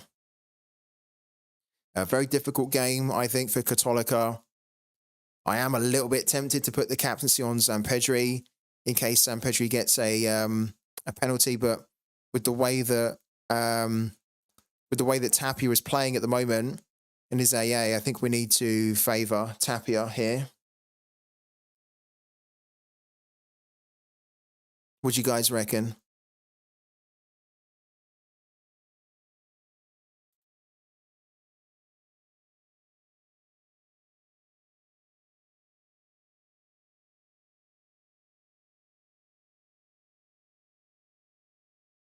Gilia, Amperero.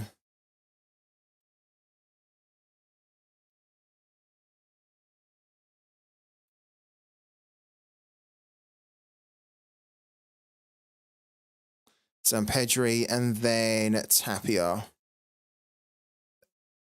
That team only has a score of 59.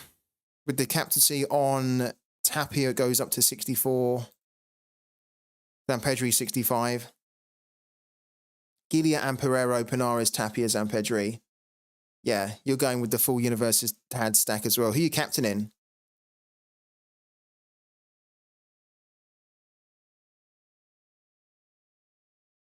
They do, don't they? They rate Tapia so low. This could be the type of game, to be honest with you, where Tapia goes missing, but we need to think about the upside, I think. And the upside is that Tapia enables us to tap into, there you go, a little bit of wordplay there. He enables us to tap into the ranges of 80, 90, 100 because of his AA, whereas Zampedri only really can do that if he gets like 2 or 3 decisives in a game. And this does not strike me as the type of game where Zampedri could score more than 1 decisive. which is why even if it doesn't pay off, this is the right thinking, that Tapia only really needs to get involved in one attack and return, and then his AA could be so good that he can give us a score of 70-80 that will outscore Zampedri, even if Zampedri scores that one decisive, that maybe Tapia has that one attack and return that Tapia's been involved in.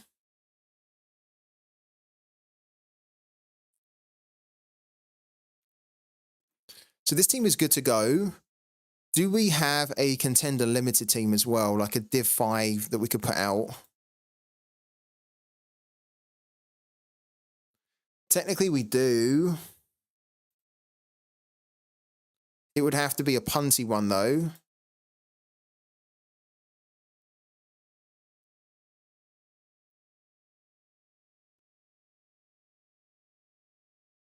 Is Marvin Martins out with an injury?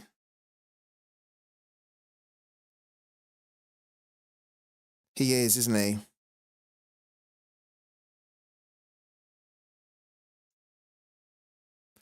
doesn't matter too much because this is a throwaway team with Guzman out injured anyway. Let's do Benitez in there. And then Piovi is suspended.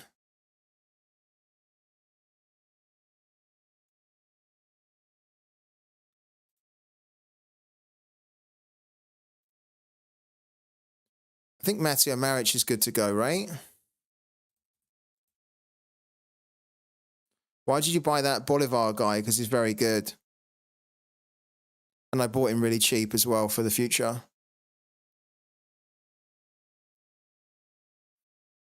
Biaki's out, for sure. Biaki's out with an injury.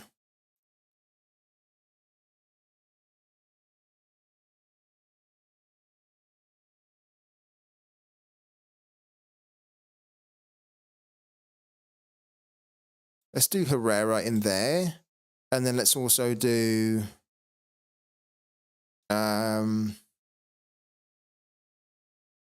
Vincent Vermey,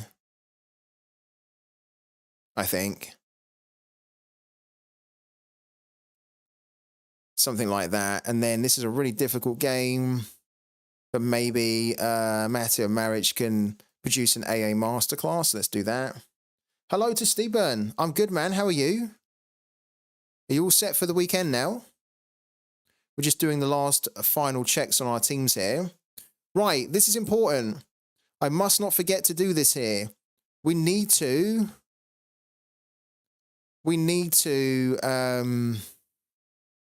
take out Salahi.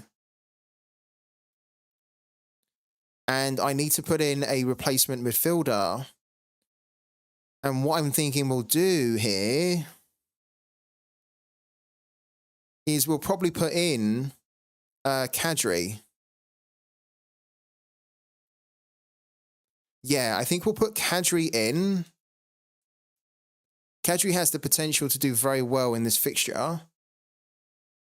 And then if I move Kadri from 240 into All-Star,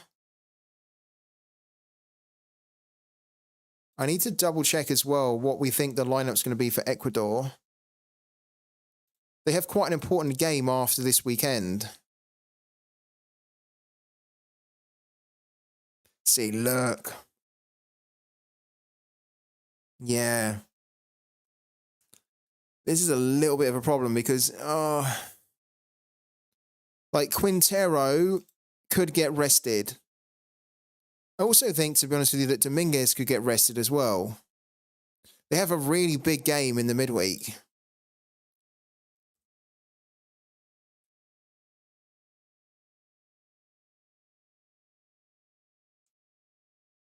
Like, LDU Quito, they have after this game, they have an away game against Junior Barranquilla. Now, they rested Dominguez in the last game, and I was actually thinking they're probably going to rest Dominguez again here, but the expert doesn't think so. He actually thinks that Dominguez is going to play.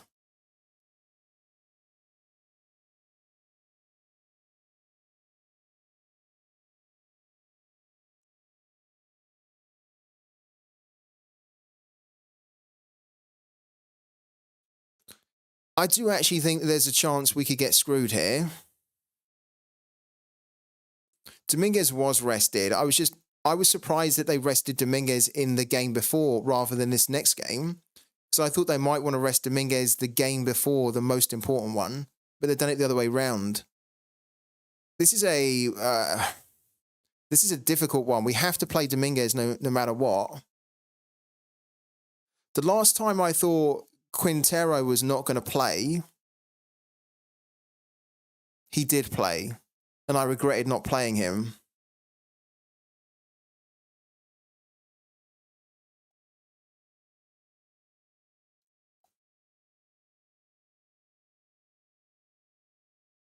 You are good. You sold one of your rares, Herbers, this morning for 2 times what you bought him for. That is a good start for the weekend. Good profit there, man. Well done. What lineup are you most excited about? I was actually really excited about this one, but now I'm not.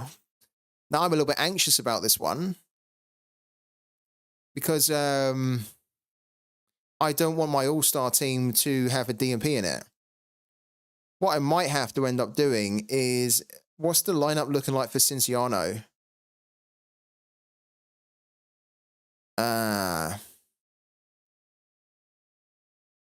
Okay.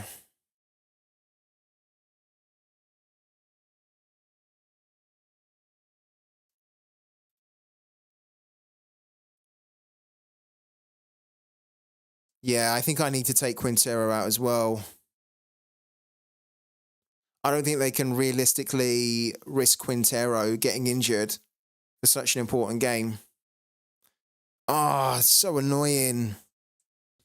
I mean, it's great when you have players that have midweek utility, right? Because then you're like, okay, I can do well in the midweek, but it also gives you a headache on the weekend because you think, well, I want to play this guy. He should be able to play. He's fit enough to play, but he's probably going to be rested. So it's almost like a bit of a false hope that you have double the utility of your cards when you don't, because they have the potential to get rested here. And I think Quintero probably, if I'm thinking about it logically, if I'm the manager, do I risk a Quintero against a team who are 14th, that are struggling to win, when we've got such an important game and it's a knockout game as well?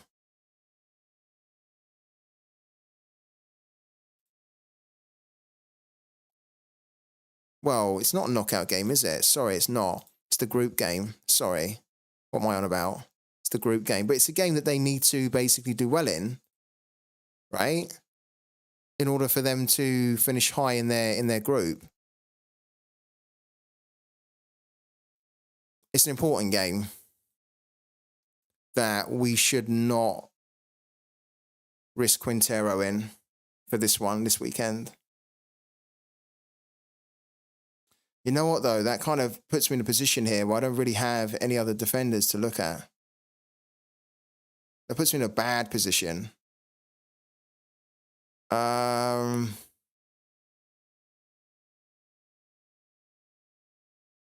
Really bad.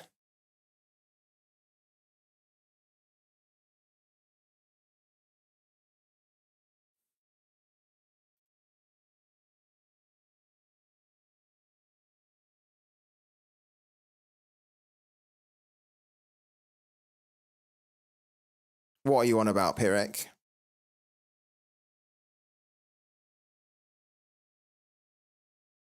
Yeah, we have a defender here, that's fine, but the problem is I don't think I have enough midfielders, right? Either.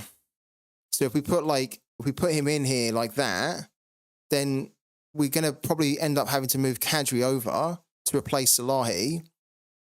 But then I don't have loads of midfielders, so that was my issue here. Is like we're so short on players in general that I think I would want to try and go for a second defender because I thought I maybe had more defenders and midfielders. I don't actually know whether I do anymore. Can't play Demir Grilek because he's not starting. Leal's injured. Zapa's injured. Grigic we need for 240.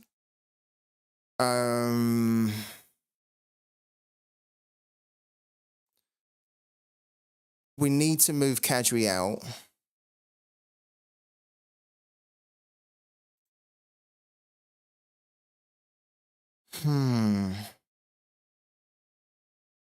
Yeah, I had Kadri, funny enough, in 240, but 240 now, we need to switch it up. Because 240 is where we need to try and prioritize, right? The thing is that I now have Musa. I haven't sold Musa. So what I basically need to do is put Grigic in there as the midfielder, right? Then, unfortunately, and you guys know I don't like to do this, then what I think we're going to need to do here is we're going to need to play Musa in here. So we have the double stack. And you guys know I don't like doing that. I don't like playing two forwards, right? But I think we're going to have to do it. Yeah, 240 is the priority lineup. It is. And the thing is, though, I think that we can get across the line with this team, though. We give the captaincy to... I want to give the captaincy to Bokat.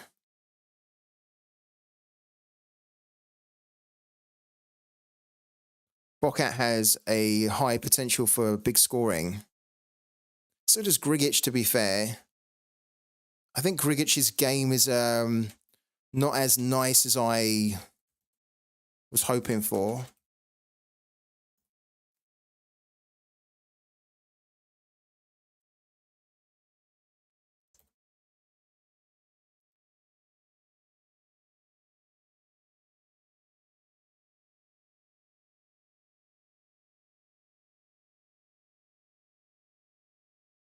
Yeah, I mean, it's not bad.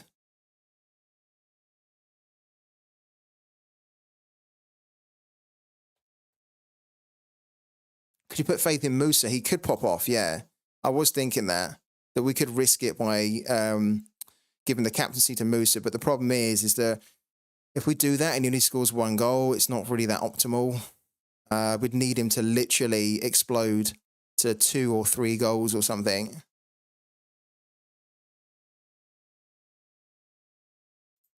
I think I am going to give the captaincy to Bokat.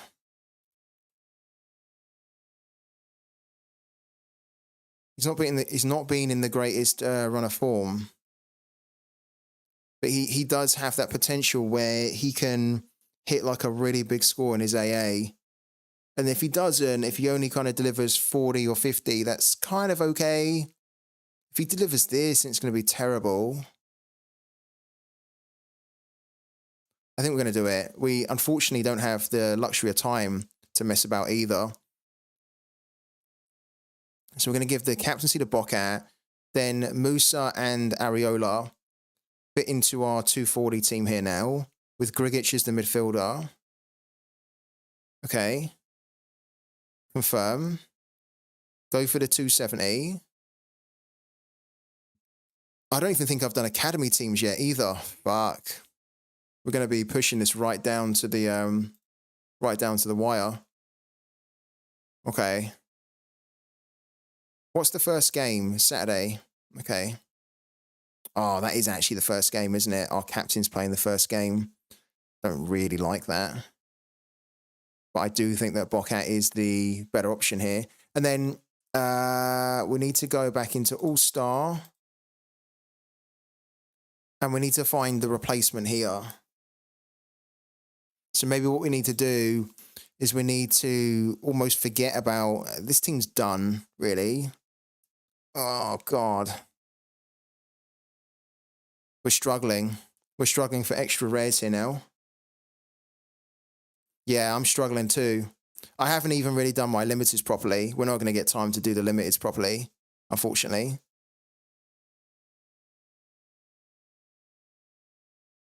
I mean, they're not too bad anyway.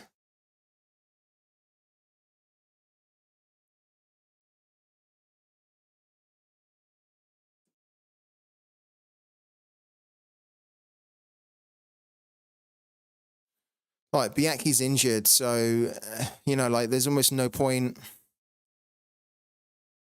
having him in a lineup.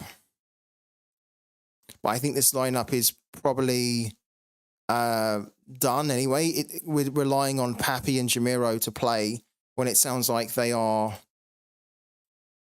not expected to play.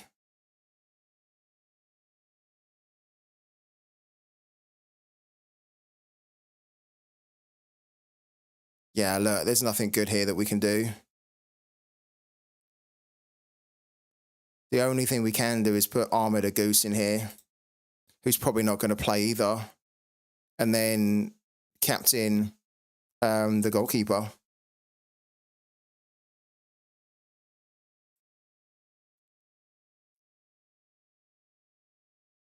No, what? Put this line up in Classic? No. It's not going to make a difference where I put it. It's not going to win anything.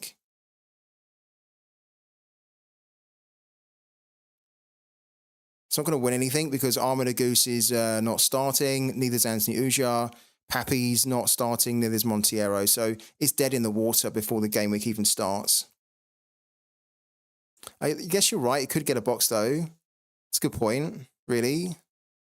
The problem is, though, again, another problem is that we can't do this in Classic because Anthony Ujar is not in the same division. Would have to put... Yeah, we don't have a forward in the same division, so it wouldn't work. Well, technically we do. We have Lauren, but Lawrence not playing at all at the moment. That's the thing that's holding us back from putting this into like Challenger. If we'd done that, then we could do it and we could try and go for a box, right? You actually make a good point there, but because he doesn't start at all at the moment, he might even be injured. Anthony Ujar has a chance to start, and if he doesn't start, he has a chance to, well, he should come off the bench and he has a chance to still score. So we have to put it in 270 because it's a mix of challenger and contender. Cap 220 rare is basically throwaway. It's a complete throwaway, really. We have to fix the All-Star by putting somebody else in here. I really don't have enough people since we just sold a load of them.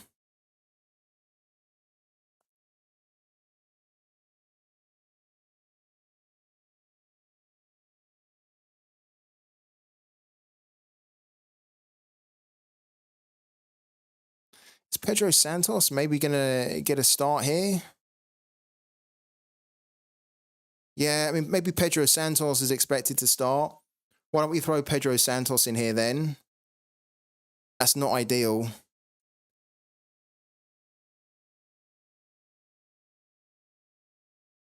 And I kind of want to captain Kadri. But this is also a really good fixture for Cinciano. Oh, Kadri or... Oh, God. We have a couple of minutes to decide. How has it got to this point? Let's do Kadri. Could regret that. Let's do Kadri. Kadri for the 100. All right. We don't have really time to fix that. Although I don't think that needs fixing really anyway. I think we're pretty much done. We have a little bit of time to do our academy teams, but we've got to literally throw them in. Anywhere. Salahi's injured or suspended, sorry. You can see what's going on here. It's panic stations now. We've got a couple of minutes to get our academy teams in. This is where an autofill could be quite useful. Eli Room, Quintero, POV, Biaki, Garterman. Do that. Next one. Add a team. Pulse Camp. And again, we need the rares here, really. Arcus there. Pereira. Aldrich is just because I'm trying to max him out. Let's put Essig in there as well. Oh, it's been a while since I've been lineup building right up until the wire.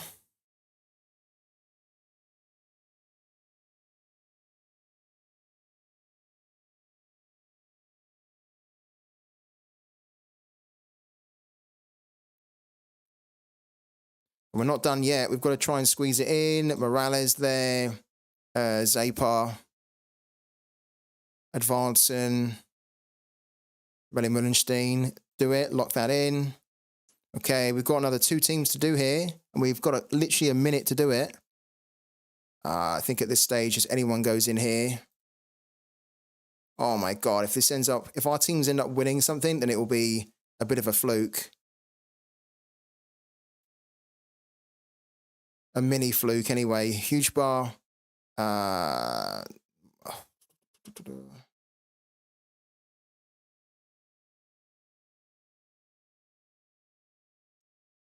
Right. We've got like less than 1 minute to get the last team in. He'll do. Oh my God, this is real panic stations. Anyone goes in. He goes in. Go on, get in there. And Felida, do it. Okay, just about snuck the 5 teams in.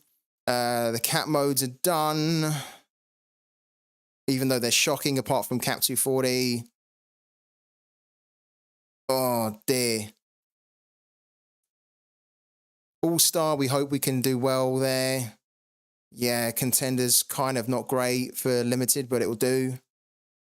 I think our big bets are on the community team, the Premier League team, and Cap 240 and All-Star.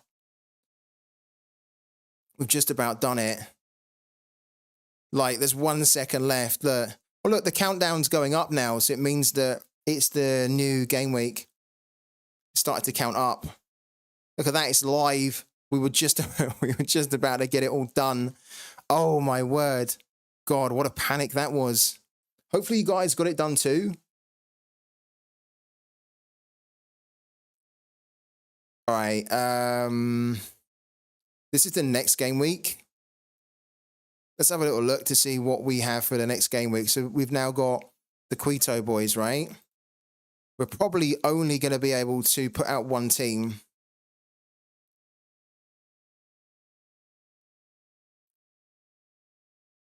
Time limited special. The comp is released 15 minutes before the deadline, and you've got to build within requirements quick. They could do that. It'd kind of be fun. Well, not fun. It'd be stressful, but it could also be a new dynamic in the game. Like they drop a time limited special an hour before the deadline, but they give you a heads up that they're going to do it, but then you maybe don't know the requirements, right? Until like an hour before. I think a lot of people would be pissed off with that though, wouldn't they? But I actually kind of like it. I like the idea. I think it could be quite fun. Yeah, it could be, yeah. It'd create like a mad flurry in the last hour, wouldn't it? And then, because you wouldn't really necessarily know what players you would need, you'd almost just try and hope that you had enough of a coverage in your gallery so that you could put enough out there. And then if you didn't, you'd be like, okay, I need to get some trades done really quickly in the next hour. Give some people some mannerisms, though, I think. We've only got 1 goalkeeper. Do we have a limited goalkeeper? Cap mode here.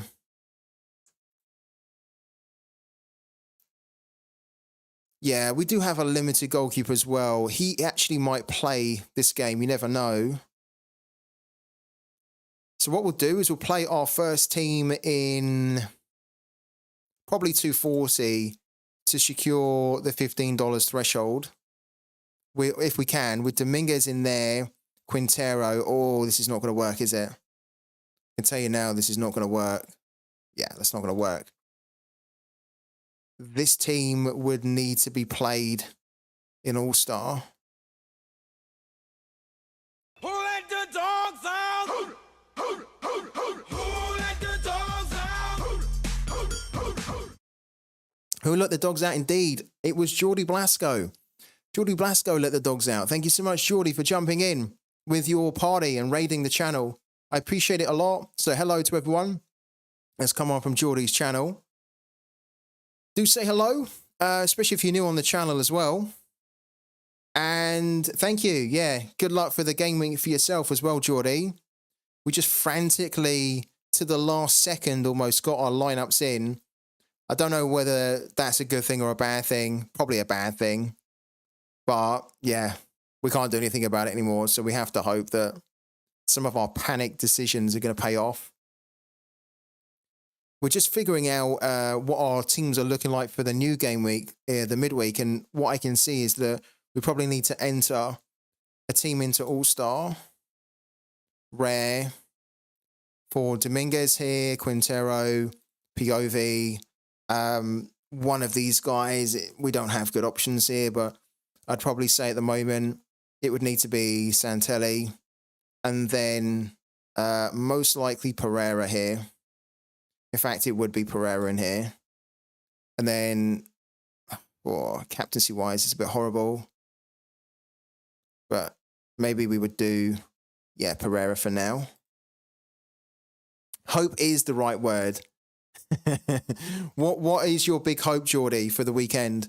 What is your the big hope lineup?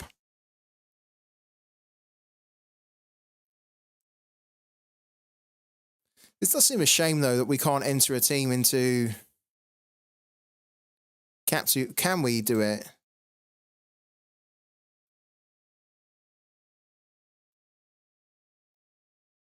We can't, can we? Because you can't enter. It has to be all rares in here, right? We don't have a rare goalkeeper. It just seems like a little bit of a shame that we can't challenge for the $15 in the midweek. Instead, what we would have to do is probably go into Capsu 20 rare, and then basically put someone like Miguel Vargas in here, and then deck the rest of the lineup out with the remaining rares that we've got. So, for example, Bocat. We don't even have a midfielder. Oh no. We don't have a midfielder unless we can't really do it. I'm not going to buy a new midfielder.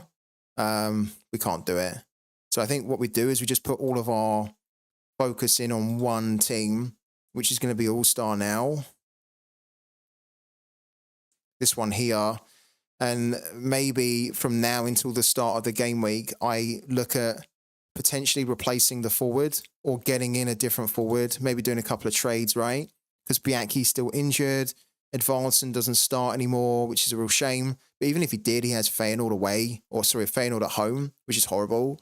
And then, Lawrence not starting. I think he's injured.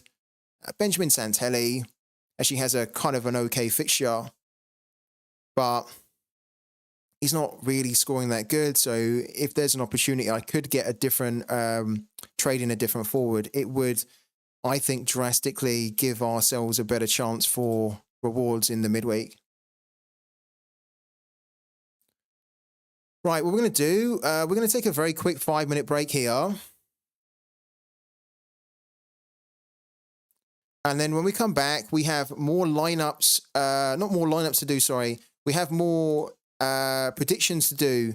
We have 3 more predictions left over in the USA League, which you guys need to do. Okay, so you guys, if you predict them, you can win a Sorare card. And there's 3 more slots available. So we're going to take a very quick 5-minute break, and then we're going to come back.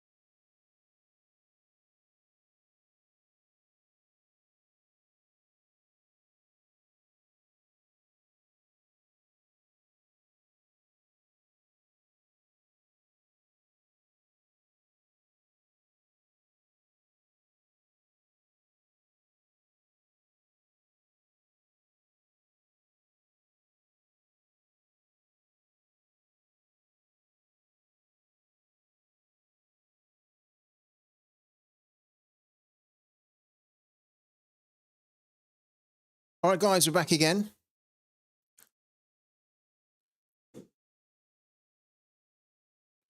Chat, if you're just starting Sorare and you got 20, 30 pounds, what mode would you play? And I can see a couple of answers here, which is great. What would I do if I had 20 or 30 pounds to spend on Sorare? I mean, to be honest, I'd probably spend that money to put together a Cap 240 limited team. But I think if you was new to Sorare, then you wouldn't be able to. But if you had already played 240 before they made the changes, then I would probably put Cap 240 limited team together. Yeah. And then just try and make the most of the threshold before it is removed in August.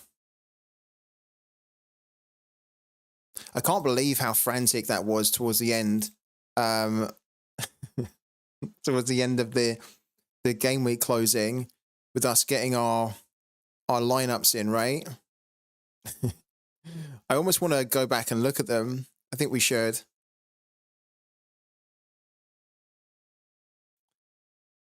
I don't think we made any mistakes. We probably did. But this one here was fine. This challenger team should get promoted, actually. And then our community team, in principle, could do very well. This one's like very punty. Let's see if we can get promoted. This one hopefully can do very well. There's no issues there at all. Yeah, it was really the all-star team, wasn't it? I need to hope now that Pedro Santos does actually start. Because if he does, he's very suited, Pedro Santos, to all-star. He's at 60% here as well. I really hope that Pedro Santos now starts, because if he does, wow, if he does, that'll be very good panic decision making. I think actually, you know, the cap modes were not very strong this weekend. We usually are quite strong in them, but the only strength we've got is in cap 240, and that's really the only one that matters for me. 220's done, 270's done. These two are dead in the water already.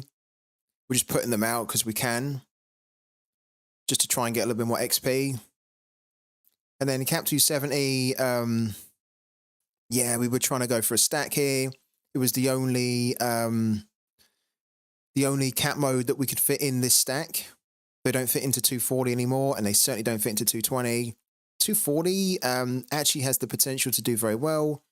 And then 220 is kind of like a throwaway. You know what? Given that we were panicking and literally lineup building to the very last second, I'm pretty happy with that. Most of the teams were already set before we done the stream, which helped. But we had to make a couple of changes and switch things around. So you're gambling with Agada in the Sporting KZ stack, aren't you? No, the community is.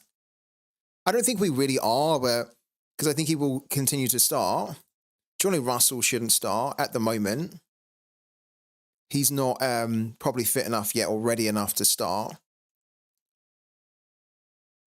I think probably the bigger gamble here was that we could have just picked Fontas, right? We could have gone with two defenders. So we could have gone with Leibold on Fontas and then Shaloy up front. But that's not what I chose. That's what the community picks.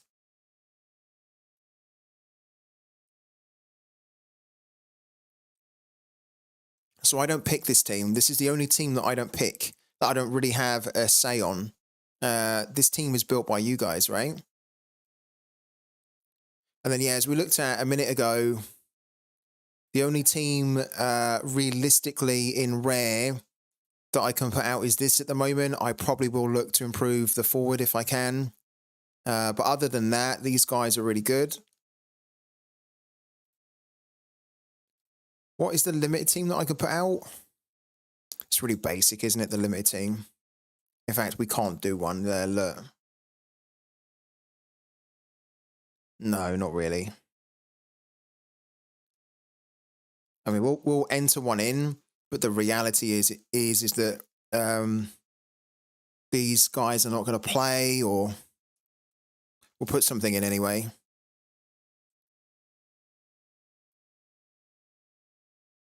Like that.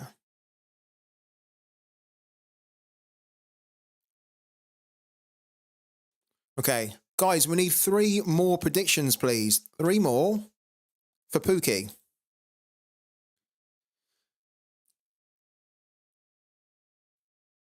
We need 3 more predictions, guys. I'm going to open up the free tip scout fund coupon shortly. But I think we need 3 more predictions first of all, so that we can then fully close this off, and we've then got 14 people playing to win a Sorare card. Galaxy Earthquakes is left, along with Charlotte versus Minnesota and Montreal versus Orlando. Those are the last remaining 3 to enter yourself into a weekly competition to win Sorare cards. You're going to predict Galaxy. Nasty Flame, you legend, man. So Nasty Flame is going for Galaxy Earthquakes. And what do you want to do for that one, my man?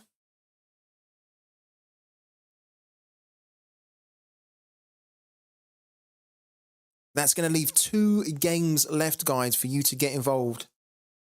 3-1 to the Galaxy. Love it. Boom. Thank you so much for the prediction, man. Appreciate it a lot. Let's set that in. Okay, and then we're going to add you onto the spreadsheet. So Galaxy versus Earthquakes here. All right, 3-1. And of course, it is Nasty Flame. There you go, man. Thank you so much. Good luck with the prediction. I really hope it is 3-1 now, because if it is, that's going to give my game week 318.8 points there. And of course, if it is 3-1, it means you win a Sorare card, which you get to pick as well. Hello to Calpert. How you doing, man? Oh, okay. So Con98 is going for throw your hat in the ring as well. He's thrown his hat in the ring and he's gone for 2-0 for Charlotte versus Minnesota. Love it. So thank you so much. Honestly, really good to see. Charlotte, Minnesota. We're going to lock that in for Con. And then what we're going to do, we're going to go back to the spreadsheet here. And we're going to enter Charlotte versus Minnesota. 2-0, said Con98 underscore. So if it ends up being exactly 2-0 this weekend in this fixture here, then Con98 will be able to win a Sorare card and he'll be able to choose which one he wants to win. So very exciting. So keep a keen eye on that now, because you've got a potential Sorare card up for grabs if you get it right. We have 1 more game left to predict, and then that's it. Then it's fully predicted for the whole weekend in the USA League. 1 more is left over. Who's going to grab the last one? Who is literally going to grab the last one? Oh, you had a name change. It's Connor. Oh, my God. I didn't realize, actually. Connor? I was wondering where Connor went. I was wondering where you went. I have to be honest with you. But now it makes a lot of sense, yeah. How do you feel about West Ham in the Europa League? Well, good effort, no? Pretty good effort from the guys, I think. Yeah, good effort. I mean, it's tough, isn't it, when you're going up against a team that is the best team in the world, effectively, at least in Europe anyway, right now.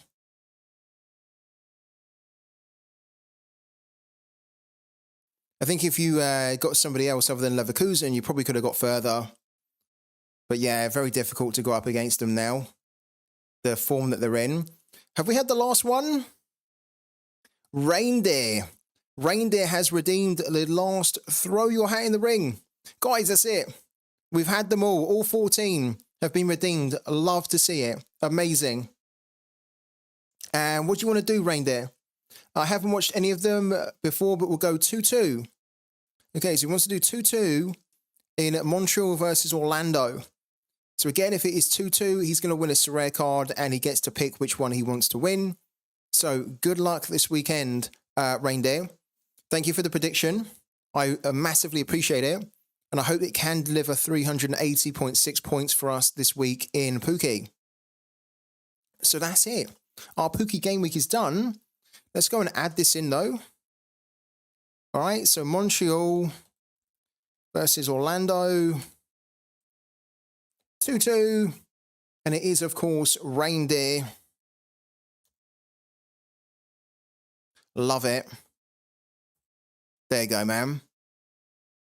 So all 14 predictions are there live on the screen. You can all see them in their glory, guys. And these are the guys that have taken part in doing it this week. If any of them are correct, they're going to win a Sorare card. And there's a mix of rare and limited cards up for grabs as well.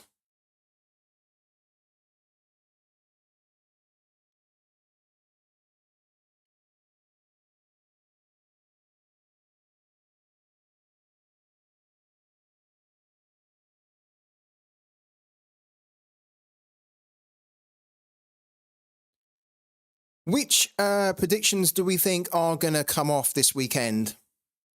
So the predictions that we've had from the community, I want to ask you guys now, what do you think are the most realistic predictions to come off, right? How many exact scores are we going to get this weekend from the predictions that the community have given us here?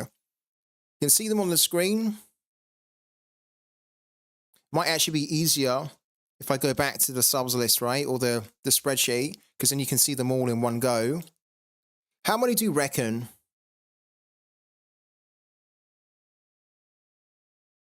I think Columbus against Portland, I think that one is actually going to be 3-1.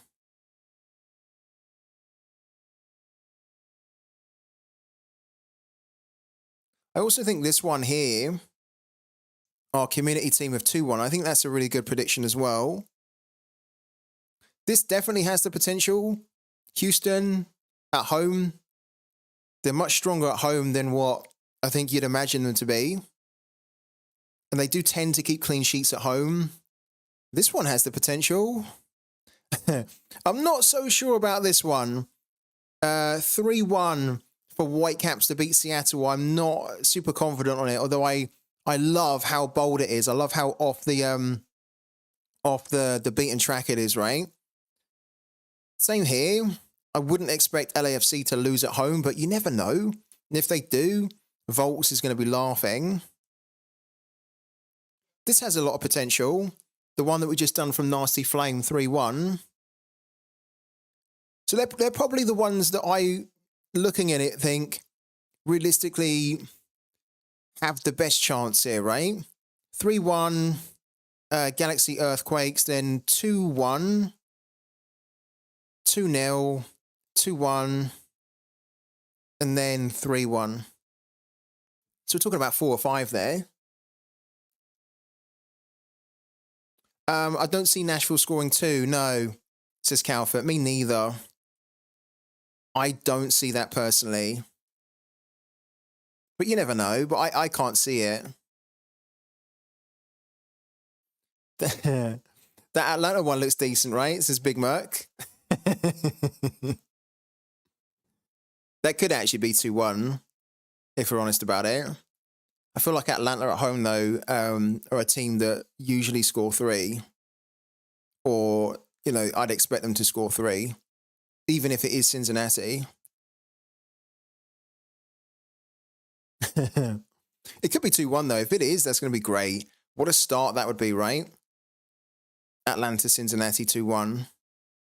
So I think that we actually have a chance to get 3 or 4 exact scores here.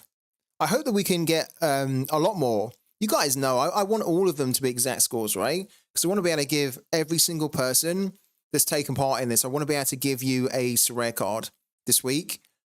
But the reality is, it's going to be so difficult for us to get all of them correct. If we did get them all correct, we'll probably end up winning $10,000 as well. Because that is a competition that was running on Pooky. I don't think you can see that anymore though, no? Like, since they've changed the landing page, you can't really see that competition anymore. But my understanding is that it's still going. I mean, if we ended up getting all 14 correct, which, you know, to be honest, we're not going to, but let's say we did. And then I spoke to Pooky and they said, yeah, they're not running that competition anymore. I'd be pushing to say, no, you are. You are running that competition. You are. I'd be like, no, you are running it. Don't tell me after getting 14 that you're not running it. You are. Maybe a throw your hat in the ring plus, says Scuds, where you still get a card, but later choice if you get the match result, so home draw away, right, but not score. Say 30 to 50 K points. That's actually not a bad idea. That's not a bad idea. So rather than spending the 8,500 where you've got to get the exact score, there could be like throw a bigger hat in the ring or throw two hats in the ring where you then spend more of your coupons, but it gives you a bit more of a security in trying to get that card because you then don't have to get the exact score, but you maybe just have to get the outcome and maybe the number of goals scored as well. So correctly guessing over, under, and whether it's a home draw or away. I quite like that. Yeah. That's a good idea, actually, from Scuds. Would you guys like that?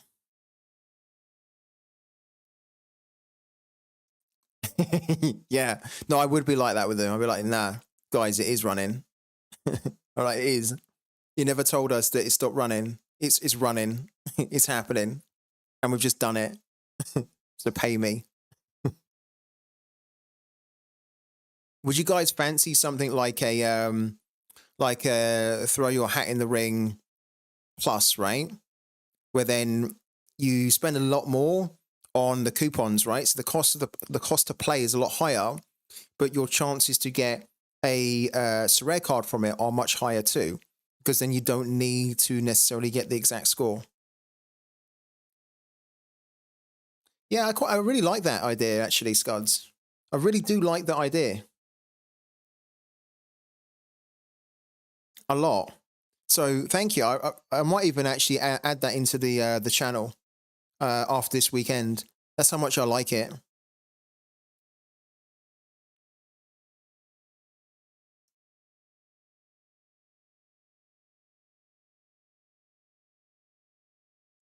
How are the Pokeballs and stickers doing at the moment?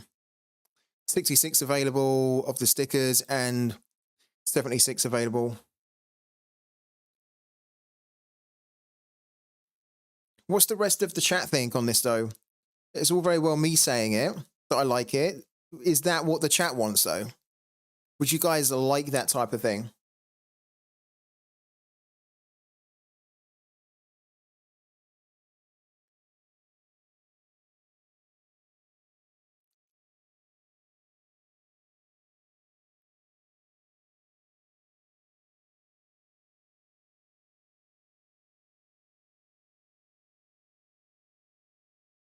The Matic left in my account come August. Will that turn into cash, or is it best I spend on stickers?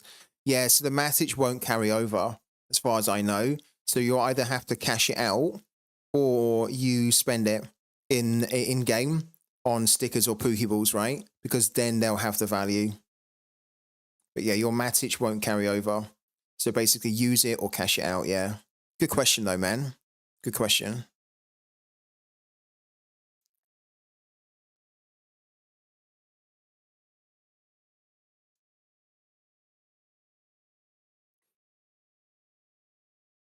Yeah, exactly. Yeah. Like, would need to make the cost of it significantly higher because the chances for you to win a card from it are going to be significantly better.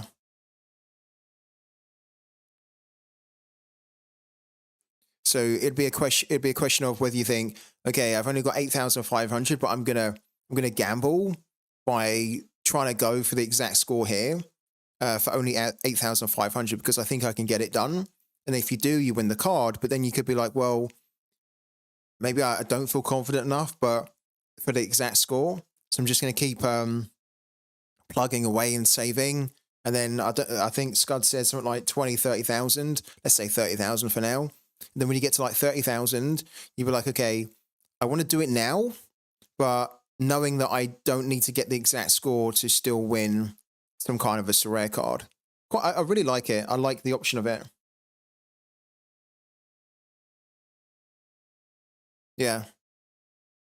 I mean, it's still kind of like a newish idea, a new thing that we're running on the channel because we haven't been running it for very long. But I actually really like it. I think it makes it a lot more interesting for my Pooky game week because, you know, before I was just basically putting in the same score for my games in the USA League. And it took me 1 minute to do. It's fine, but it's not very interesting, right? It's not very exciting.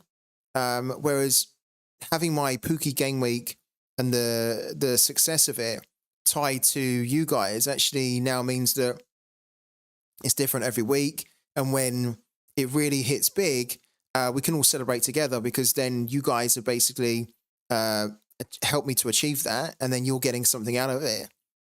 So I quite like how we're doing at the moment.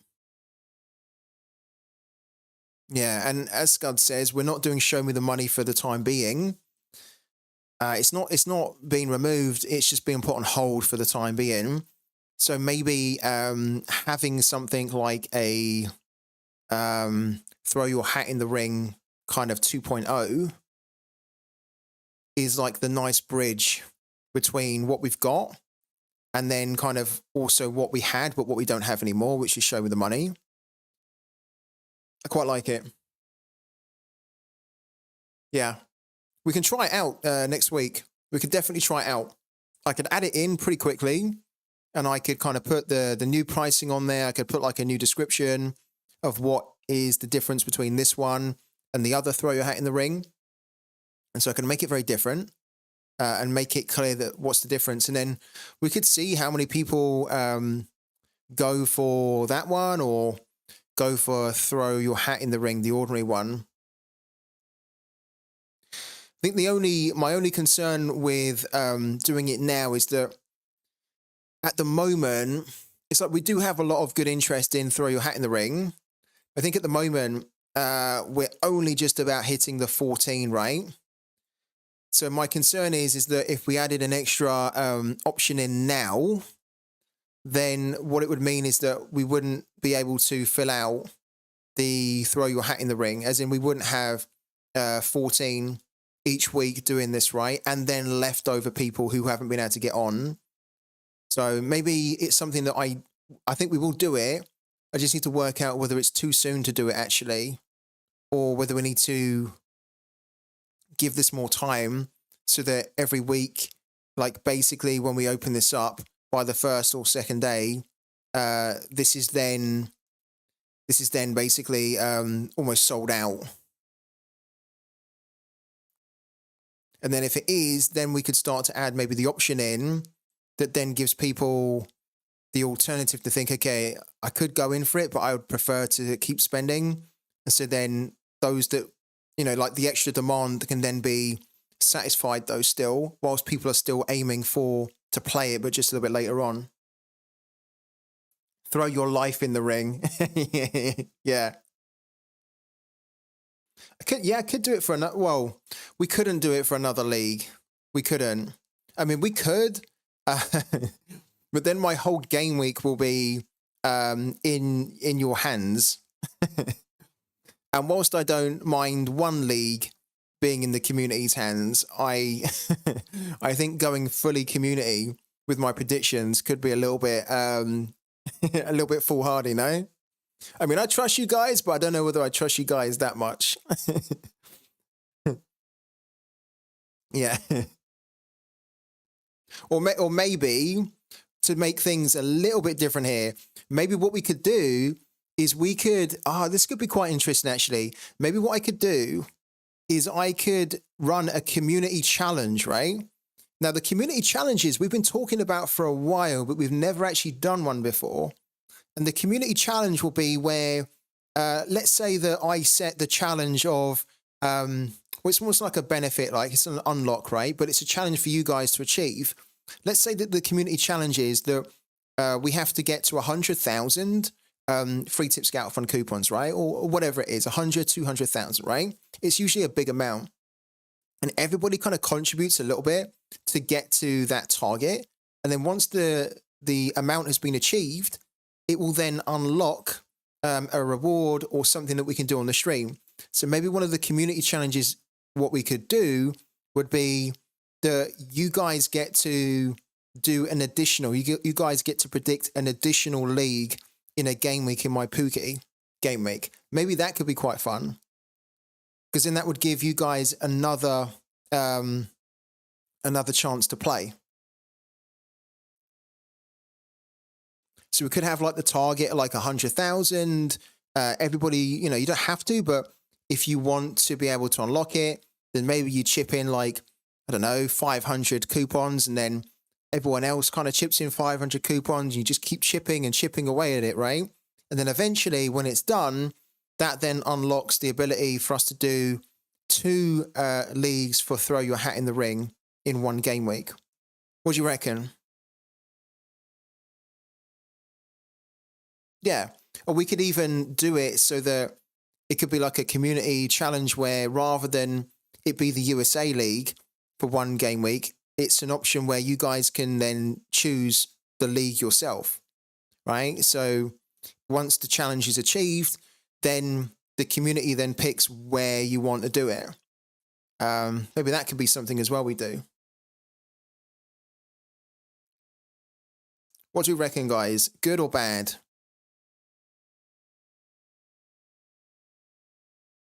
Would it be of interest or not?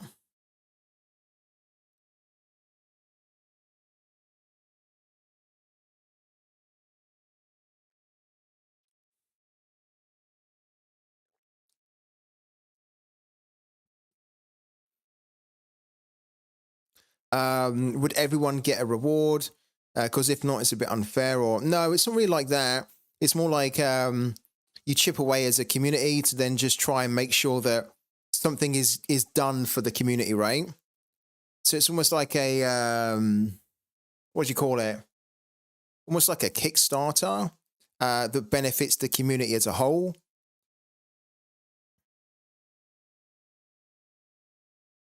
Yeah, maybe you could do to choose the league yourself and like cut the points in half or something. I think it could definitely be exciting.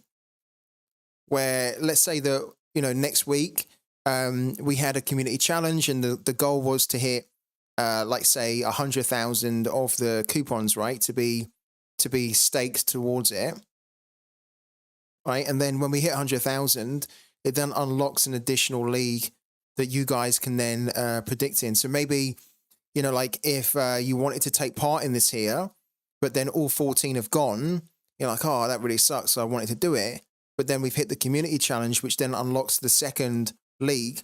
Then it's going to give loads more people the chance to get involved in that week and then win some Sorare cards, right? Or have a chance of winning them.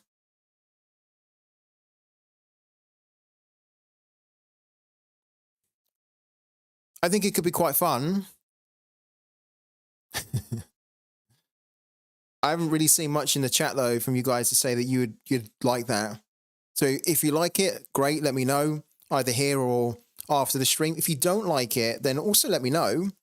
Because as I say all the time, I'm open to ideas and suggestions and things that you want to see more, things that you want to see less on the stream. And like it, we're quite flexible on what we can do on the channel to make it just more fun, engaging, more rewarding for you guys long term.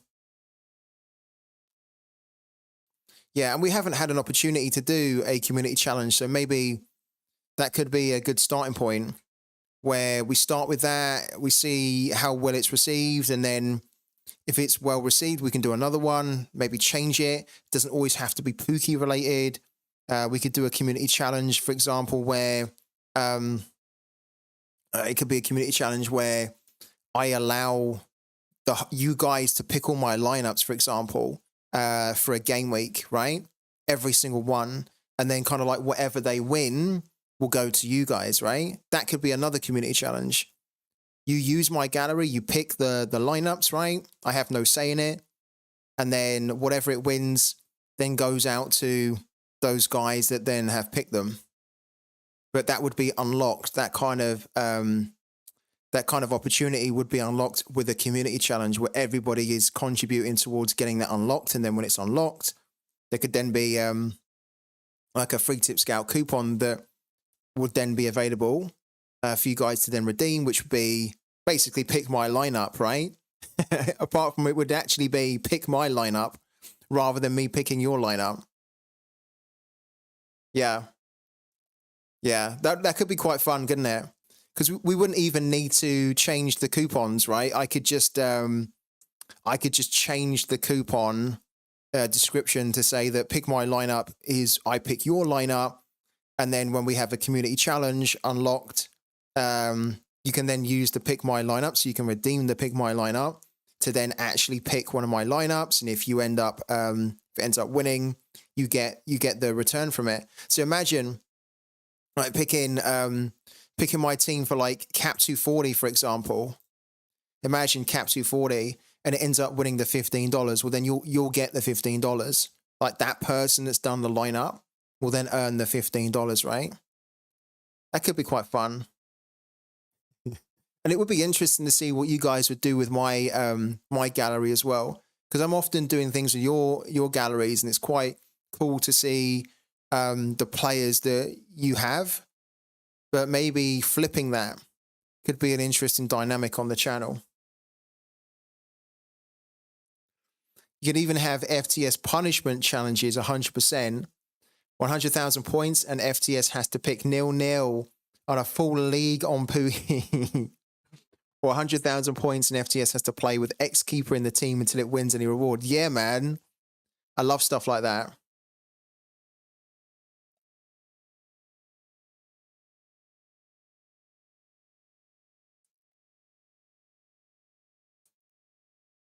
Yeah, maybe what we could do, yeah. Maybe. I mean, yeah, because if I start to send the money, then yeah, it does get flagged in Sorare. So for example, if like, it's a good point from Scuds, if somebody ended up doing the pick my lineup for 240 and they ended up winning, so the team ended up winning the $15, right? Then if I want to send the $15 on Sorare, I could send the money directly to another person. But if we were doing that on a regular basis, right, then what would probably happen is that Sorare would flag that and then start to think, okay, there's something weird going on. Like they wouldn't actually know that we're running this on the channel for content, right? It would kind of look like it was something suspicious, like we were money laundering, or we were colluding by sending money to another account, which then could look like it's actually our account, but we want to make that account buy some players and whatnot. So it's actually a good point. We might just need to keep it limited to card rewards, actually. Yeah. Because then it's a little bit easier. You don't tend to get flagged as much when you're sending cards, right? Because people are sending cards left, right, and center. And I think, you know, like with the amount of cards which I send anyway, I did get flagged a while back. But then I spoke to Sorare and I said, look, you know my account. I'm doing content for you guys. I'm doing it every day. We run competitions. We do giveaways. We do like little random ad hoc things where, I try and help people out, especially if they're new. So it kind of got resolved that way. Yeah, but it's a really good point, actually. I didn't think about it, but that is actually a good point from Scuds. That, yeah, maybe sending money wouldn't be the best way to do it. Yeah, but something to think about. Food for thought. A lot of good ideas there, actually. I should have been noting them down. I wasn't noting anything down. I'll have to rewatch the stream at this point to remember some of them. But really good ideas there, guys. All right. All of our predictions are done on Pooky for the weekend. Let me just quickly run through the other predictions which I have put together. So you guys know the USA League predictions because most of you have got involved this week and actually given me the predictions. And then in the in the English League, this is what we're running. These are the scores that we're doing in the Premier League this weekend. Luton to beat Brentford 2-1 for 346.9. Don't tell me that that's gone up. No, it stayed the same. There's nothing we can do anyway. We don't actually have enough energy to update any of these, but I always like to check to see whether the odds have massively gone up or down. Sheffield United versus Burnley, we've gone for the 0-0 here, and that has massively dropped by 50 points. So look at that. That's quite a good sign. Then what we've got is Wolves against Arsenal. We've been very different here. I've backed Wolves to beat Arsenal, even though I think Arsenal, of course, could beat Wolves, right? And they need to. I'm just almost going with a gut feeling that Wolves could Wolves could basically pounce on them whilst they are a bit wounded, as Wolves do, and they could take advantage of an Arsenal team that have just suffered a couple of bad results and are maybe starting to feel the pressure a little bit running into the end of the season. And Wolves are a decent team at the moment. They're pretty good at home. Oh, this one's gone up as well. Look, this one's gone up to 773. Oh, that would have been lovely to have predicted that now. This is the thing. When you predict some games early, sometimes you're going to be on a winner, as in you're going to be better off. Sometimes you're going to be worse off. If we hadn't have predicted this early, and if we had predicted this now, we would basically be like 80 points better off, right? But we wouldn't have known that when we'd done the prediction earlier in the week. We could have equally been 80 points worse off. But in this case here, we're 80 points better off if we would have predicted it today, but we don't have the energy to predict it. We've also gone for Everton to be Nottingham Forest 2-1, Palace 2-1 against West Ham, Villa against Bournemouth 3-2, and then Liverpool to beat Fulham 4-2. So a lot of interesting predictions there. And you can tell what our strategy's been to try and hit those big points per game to really give us a good chance to climb up the leaderboard. So rather than just trying to target safer scores, I've picked scores which I think realistically could actually happen. There's a couple of bold ones in there, as you can see, but they're not out of the realms of reality, and they give us a huge amount of return as well per game. In the Champions League, we're getting 1.34 Matic and 68 Pock at the moment. It's not a lot, but to be absolutely honest with you guys, I'm kind of happy to get that because we got no exact score whatsoever, and we also had a game that gave us no points. So I'm grateful to receive anything from that.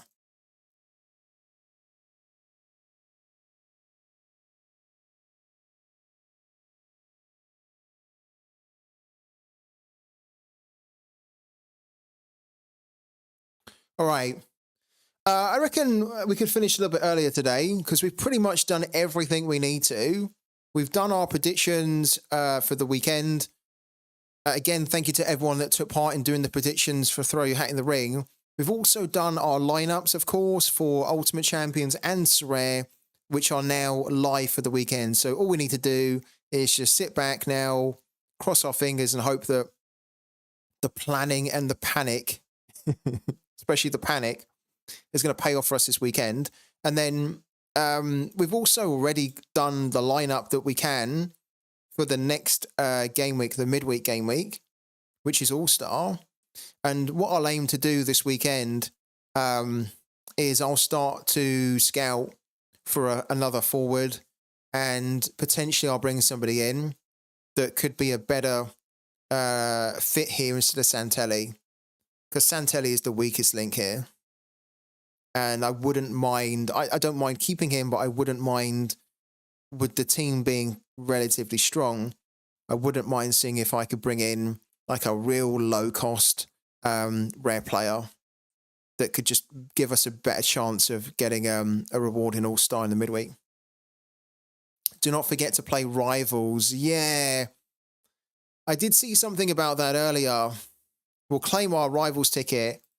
They did, I didn't read this, but I saw it pop up. So there are some rivals challenges of the week. Yeah, so Dortmund by Leverkusen, Empoli versus Napoli, the Serie A, and then the El Clasico.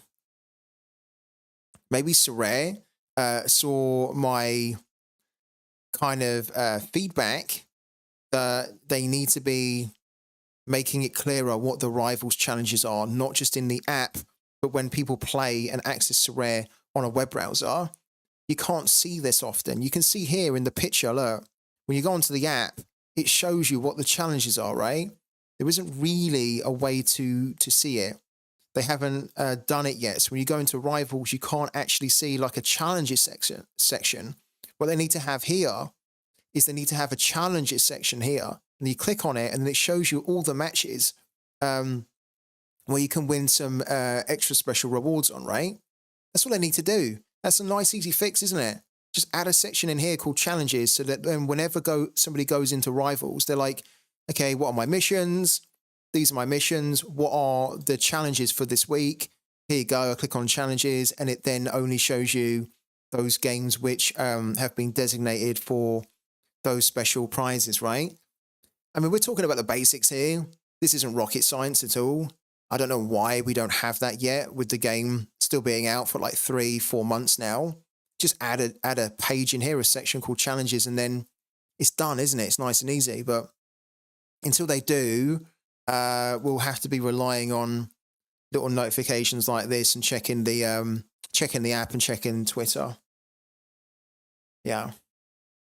Vitesse have just been given an 18-point penalty and are on -1 now in the league and officially relegated. Oh my God, are you kidding me? Vitesse have been given an 18-point penalty and they're on -1. That is ridiculous. Is that to do with them going bankrupt or basically on the verge of being bankrupt? It's got to be, hasn't it?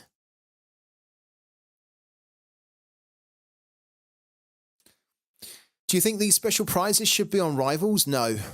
No, I don't. I don't think that they should be on rivals. I think, for me, if you're enticing people to play rivals with amazing rewards and experiences like that, then that is the only reason why people are going to play it, right? And then once that's over and once there's no challenges, they're not going to play it. What Sorare should be doing is they should not be incentivizing people to just come and play it sporadically, like one-off for these, right? They need to make the actual core game very fun, very addictive, very engaging. And then when it is, people are just going to play it anyway. And then you don't have to offer all these challenges all the time. And then if you do want to offer these prizes, right, you can then do so less on rivals because people are going to play it and enjoy it anyway. You can then maybe put some of these prizes and opportunities more into pro, which will then incentivize people playing rivals to think, oh, you know what, like we get a couple of those opportunities to win like prizes, like a Dortmund Leverkusen experience, right? But over on the pro side, they get them like a lot more regularly. Maybe I should go and buy some pro cards so I can also try and compete for them, right? And take part in them. At the moment, it feels like, and maybe I'm wrong here. I probably am wrong, right? But this is how it looks like to me, that Rivals is so bad at the moment that Sorare are trying to mask over how bad it is by saying, but you do definitely want to still play it because we've got these amazing prizes for you, okay? And so no one's really, people are still thinking it's a shit mode, but it's less shit because you can win this cool stuff in here. Whereas actually, I think if they weren't offering this at all, then Rivals would be really in the mud because then people won't really have much of an incentive to play it at all. But no, they shouldn't really be, maybe every now and then they should be doing it, which I think they are. But to be honest with you, I'd much prefer that rather than offering stuff like this here as well, you just offer ranked rewards in Rivals, right? You have a leaderboard that makes sense and you have a leaderboard that's seasonal and that season runs from like month to month or something, right? Or however long the time period is that you want to do it, if it's every 2 weeks or every month or whatever, right? But then every time period, the season resets, right? And then you have a fresh chance to go again, to try and climb the leaderboard and to win better, like some good rewards in there. Nothing fancy and over the top, like experiences and all that kind of thing. More like the chance to win better reward boxes or more reward boxes, or the chance to win actual cards or actual jerseys or credits or something, you know, like something tangible. But you have to really work your way up there and you have to earn it. At the moment, not really having to earn a lot of this other than do something in a one-off, and no, just needs to improve. Like they need to be focusing more on getting this improved, and they need to be like it needs to be done, as in get the improvements out like today, you know, like it's just too long, taking too long getting this up to speed. Yeah, I have seen that about Emi Martinez, right? You mean the fact that he got 2 yellow cards, but he couldn't be sent off because one of them doesn't count in a penalty shootout? I actually didn't know that. Oh, he's banned? He's banned for what?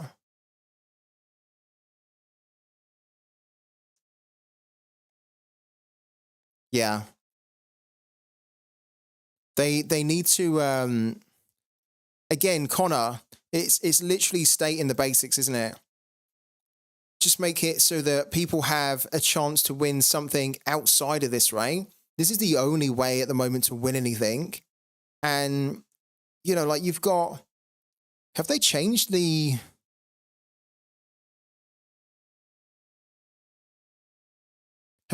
percentages here on the arena tickets at all? I don't know if they have. I thought maybe the 15% was lower than that before. No, it wasn't, was it? Oh, he's been banned because he reached the threshold for yellows. Oh, cool. Okay.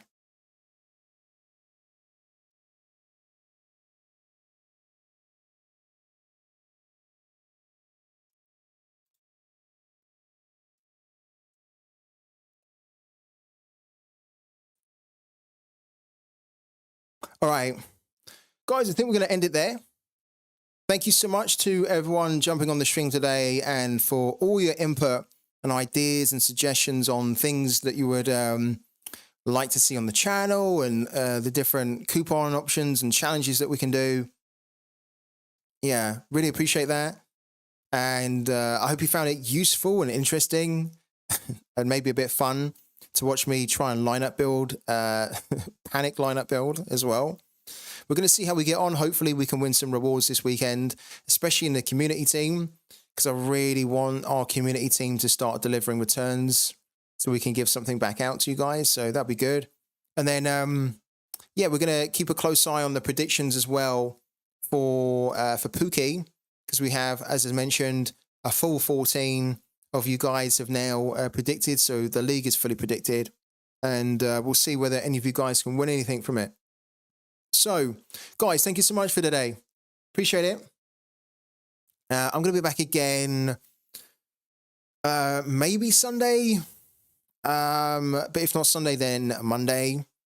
And yeah, you can catch me on Twitter in the meantime as well. So feel free to reach out on Twitter and also on Discord if you wanna have a chat or catch up on anything. All right, guys, thanks for today. Have a good weekend. I'll catch you on the next one.